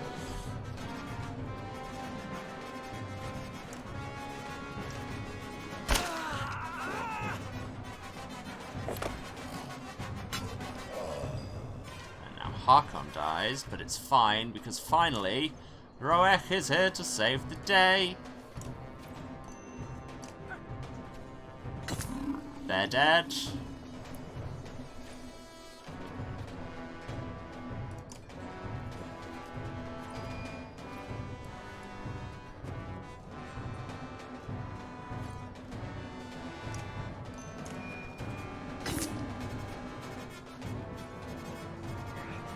Oh no, I've left the king unprotected. That was not my smartest move.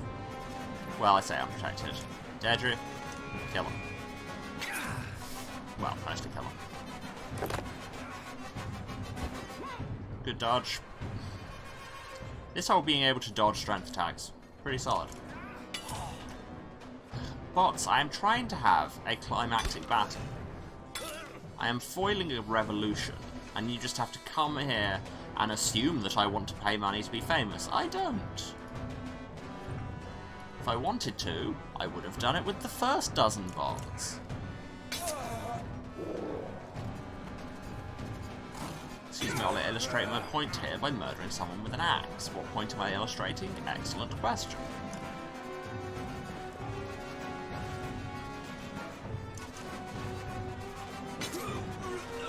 And 3 kills with the Taylor. And Canary dodges again, because she's a badass. That bear is looking remarkably non-poisoned.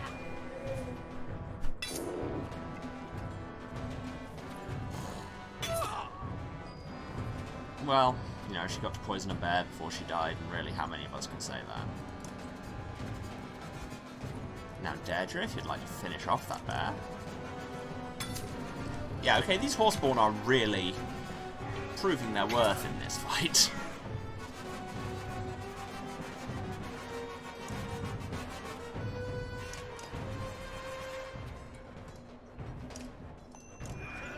There goes all your armor. Right, can't quite reach you for a murder, but Deirdre can. Because she has javelins, which are literally designed for doing a murder at range.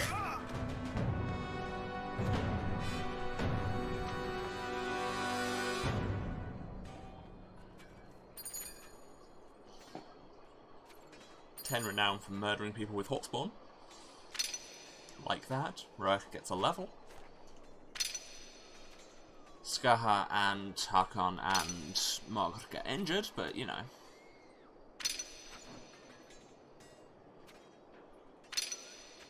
Oh, and Canary. But she was an absolute badass before she died. 22 renown! That's a lot of renown.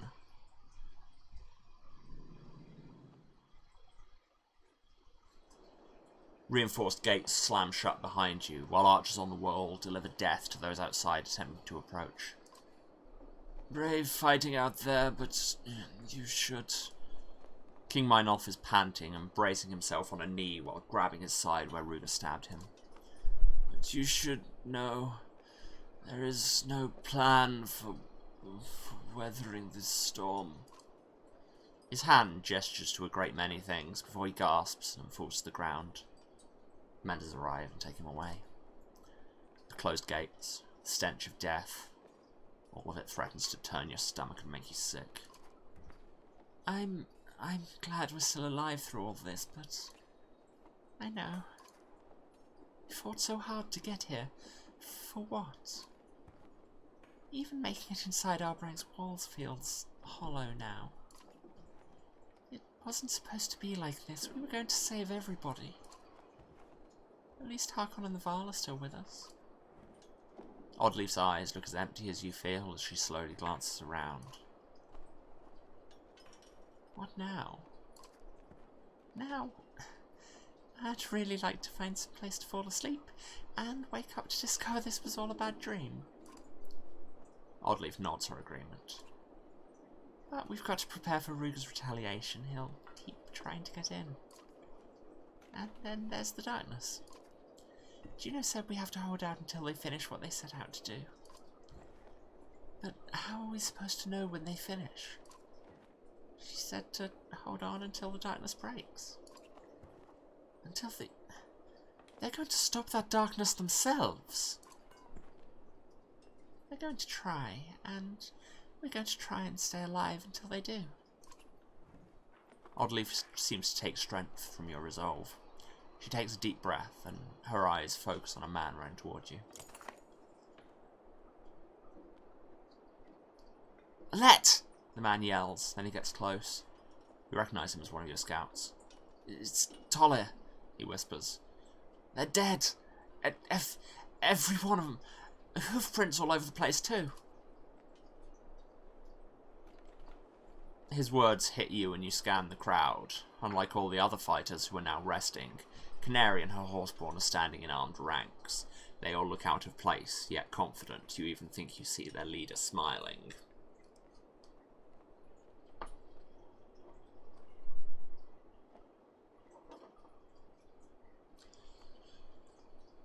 What is this? I do nothing but try and help people, and what, am I just walking around with a sign that says top 5 anime betrayals me daddy?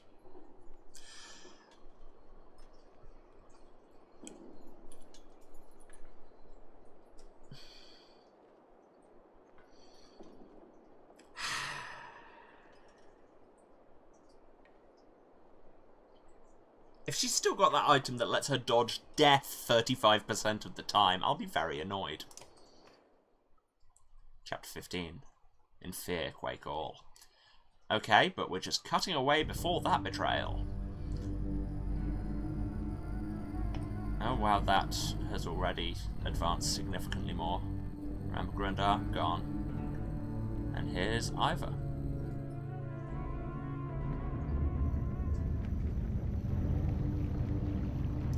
Presumably Juno and Avent, because that's who he was with last time.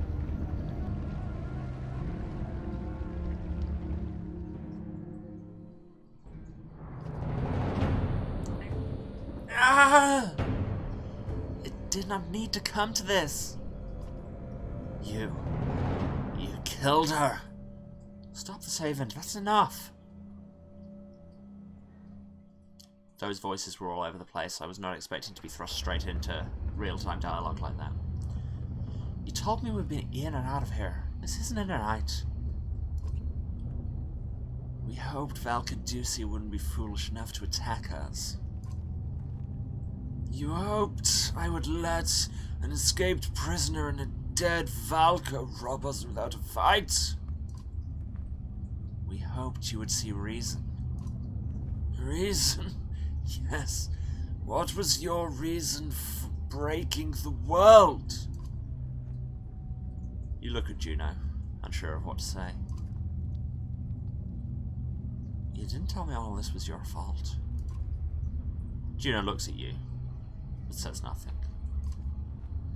You've recruited Ingvar, yet kept him ignorant of your actions. Even you have no idea what you're talking about, Ducey. Call it a hunch, but whatever is breaking this world stems from the source of our weaving. You, Juno, were sentenced to death for manipulating minds. You knew it was forbidden. Valka Ducey coughs and small flecks of blood hit the stone floor. But you were helping Avon to, what, become a god? Juno says nothing, her anger apparent. Become a god? This doesn't make any sense. Now this darkness. Avind, what did you unleash to bring her back? Avind gasps and looks strained. A few stones drop from the walls. Our cause broke council laws, but that does not make it wrong. You could have realized the importance of our work. You should have. You two should have stopped your curiosities when the council warned you. You'd still have your life, have each other. Do you even see what you've become? Juno's confidence vanishes at the question. You've never seen a Valka's tears until now. Val, are you threatening to control his mind too? If I were you, Ingvar, I'd... The large door to the Valka's hall shakes from a great impact, then shatters. Not you. Not now. We will have a vengeance for your deceit. Here's Bolverk, and he's got a dead son. He's not actually dead. The floor and walls are now glowing, floating, breaking apart. Another Valka enters the room. She looks concerned for the barely conscious Ducey and mortified by Juno. You lied to us. Your oaths meant nothing. Bolverk's rage is consuming him and he's spitting more than speaking, but I'm not because my keyboard won't thank me for it. Is that Belor's farm body? Not just his body. Bolverk's mind is not his own. Bolverk looks at you and his eyes go wide before a cold hatred settles into his stare. We know you murdered Reyes and her child. Who are you talking about? We who? Those of us forced below. We who were already paying for his crime. Voice of the Dredge, anyone? Bolverk points past you to Avend. After I kill you, Ingvar, I'll rip their bodies apart. I'll pull this arrow and... No! The fear in her voice is infinite. Avend reacts to her by screaming, and the whole tower pulses with crackling energy, shaking violently. Ivor, I'll help Avend and hold off Ducey. Kill Bolverk. You're the only one who can. Bolverk growls deeply and stands to his full height, branching his axes. He looks stronger than ever. Infinite Fear is my new shoegaze band. Yeah. Stay where you are, Ingvar. You step forward but feel the air thicken around you for a moment, stopping you. Then it suddenly releases its grip. No, Zeph. Now you will do as I say. Valka Zeph looks shocked by Juno's control, but you waste no time in charging Bolverk. You slam your head into him with tremendous force, sending him reeling across the room.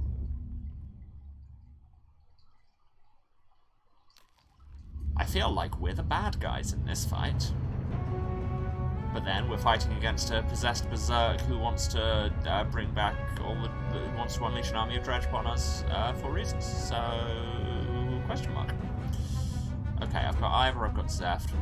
Wait, and I can't change where they're deployed, so just go. I sense another mind within Bolverk.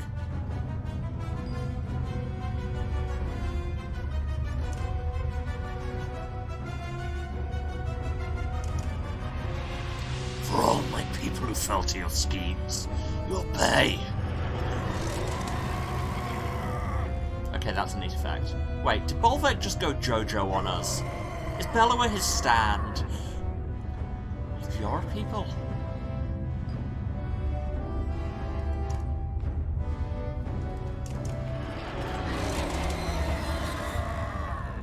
Ah, there's that gross noise back again. Zephyr's under my control, but I think Bolverk is possessed by Bellower.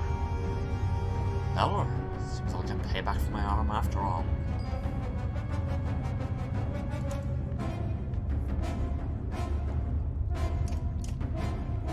Rays and thousands of others will be avenged. Yes, we know. You don't have to JoJo pose every turn. Avon is losing control. Watch out for lightning. Yep, that sure is some lightning. Anyway, what do you say to 9 break? Because personally, I think it's pretty great. Oh, but he just regenerates his armor.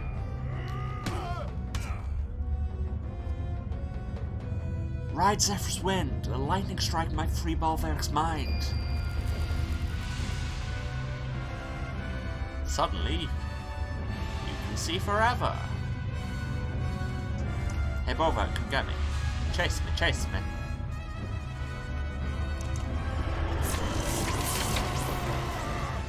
Oh, sure, that one was apparently... What happened to chase me?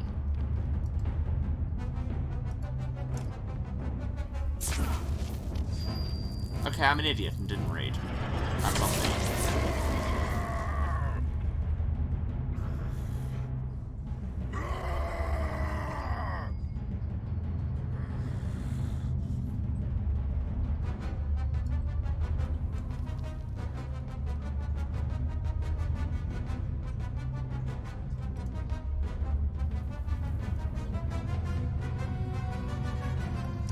Okay, but seriously, chase me.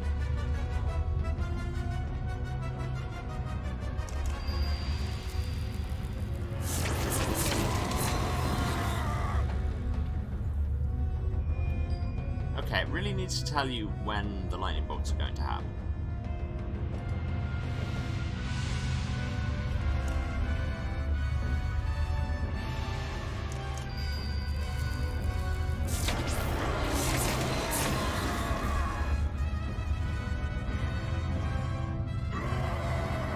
Are you kidding me? Okay, that's fine. I can battering ram him into that one.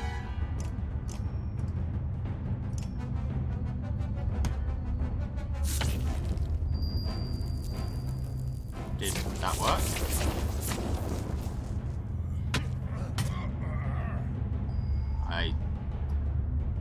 That doesn't seem to have worked.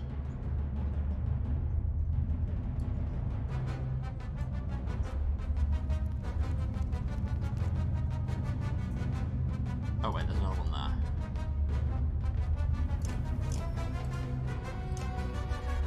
Nothing else, this is doing direct health damage, which... Is he regenerating health? Oh, he's probably regenerating health.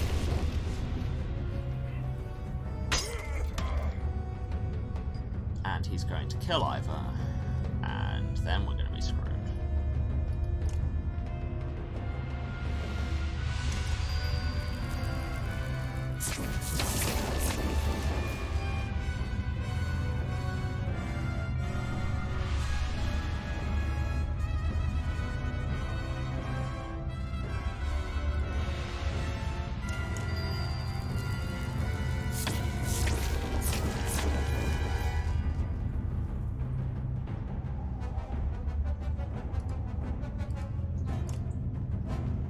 Okay, I don't think he is regenerating health.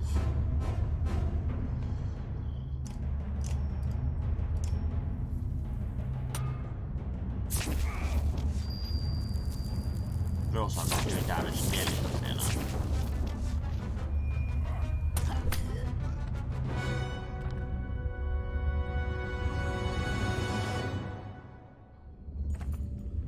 The roof of the tower is collapsing along with the walls.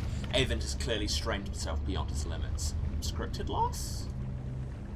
The hulking form of Bolverg steps towards you, firelight glinting off the blades of claw and fang. Avent, drop the tower! Juno shouts. Protect Ivor if you can! Bolverg roars, but is dwarfed by the falling stones, and Avent screams as he loses control.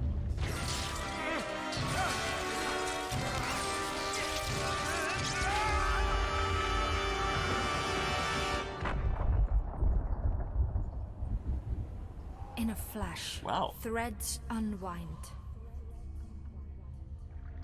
Our intentions gone. Our fates laid bare.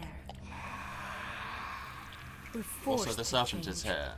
pulled in new directions. Okay, that's probably not good.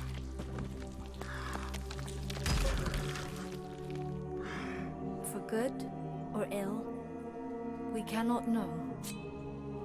That's also not good.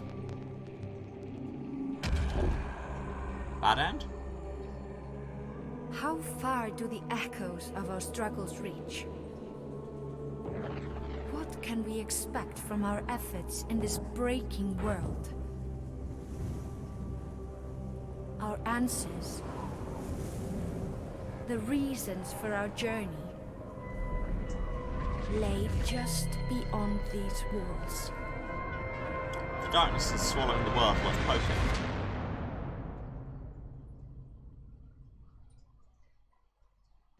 And that's the Banner Saga 2. Well, that was less of an absolute bastard at the end than the first game was.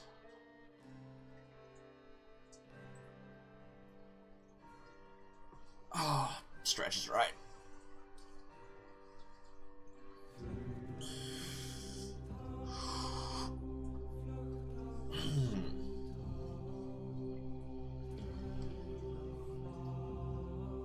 We finished the game! I'll let the credits run for a bit just because this music is nice and, you know, why not? What's the time anyway?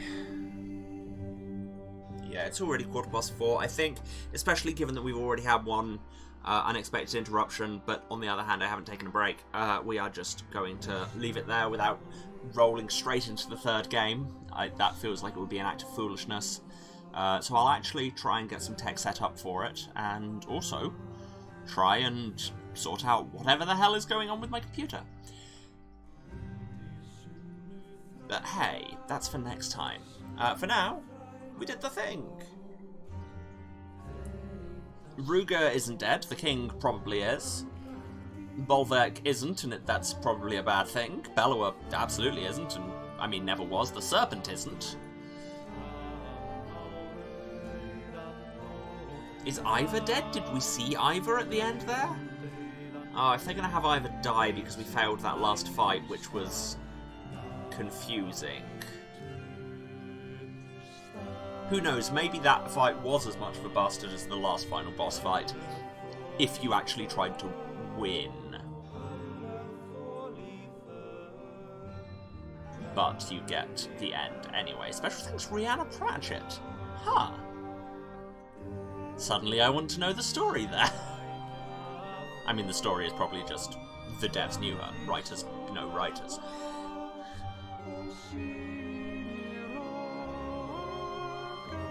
And we don't get the enormous Kickstarter credits this time.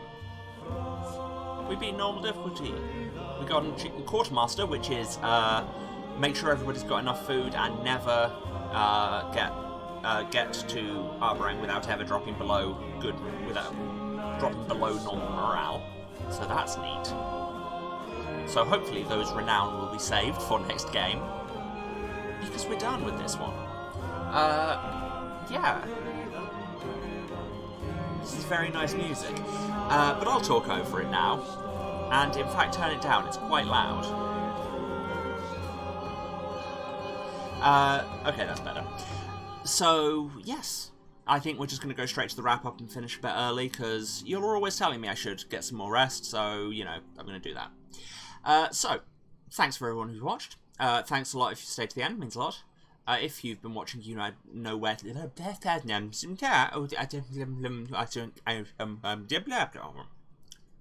Get it? Cool. Yeah, if you've been watching, you know where to find me, but just in case no, those weren't words, that was the joke. Just in case, this is twitch.tv/Serasent, that's SERASENT, the House of Hubris. You'll see all that on the title card in a minute. Yes, no, that wasn't you, that was me doing the bit where I forget how to speak English.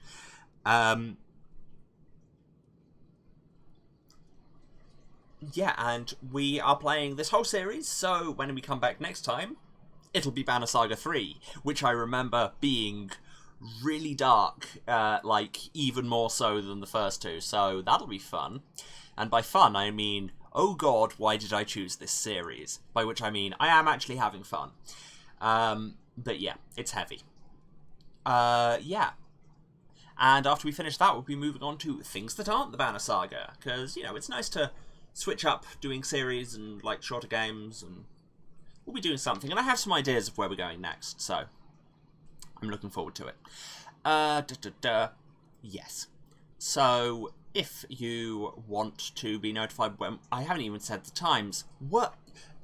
I've been doing this wrap-up for a year. You'd think I'd know what order to say things in. Didn't actually mention when we're streaming, and that's every Tuesday, Thursday, and Saturday at 2 PM GMT. That is 9 AM Eastern, 6 Pacific. Other time zones are available. And hey, if I've said those words wrong because apparently I can't speak English, it's fine. You can find out when we're live by giving us a follow on Twitch. Doesn't cost you anything and gets you notified every time I'm around. And if you miss anything, because I failed to communicate in a language people could understand, then you can check out my VODs on the Twitch for 8 weeks after the fact, or about 2 weeks after they've gone up on here, you can find them on my YouTube. The link is down there-ish. It says VOD Archive, you can find it, or just in case, that is youtube.com/users/rf191999. And that's got VODs going all the way back to the start of the channel. That's over a year of content now, lots of different kinds of games, so hopefully there's something you'll enjoy. And if not, let me know what you'd enjoy. And while you're there, throw us a subscription on YouTube, doesn't cost you anything, and it means you'll get hot, fresh VODs in your subscription feed every Tuesday, Thursday, and Saturday. If you think me losing the power of human speech is somehow worth your monetary support, you can cheer or subscribe on the Twitch, and I love all of those of you who do, but you very much don't have to. Just, I mean, I love all of those of you who don't as well, but you know what I mean.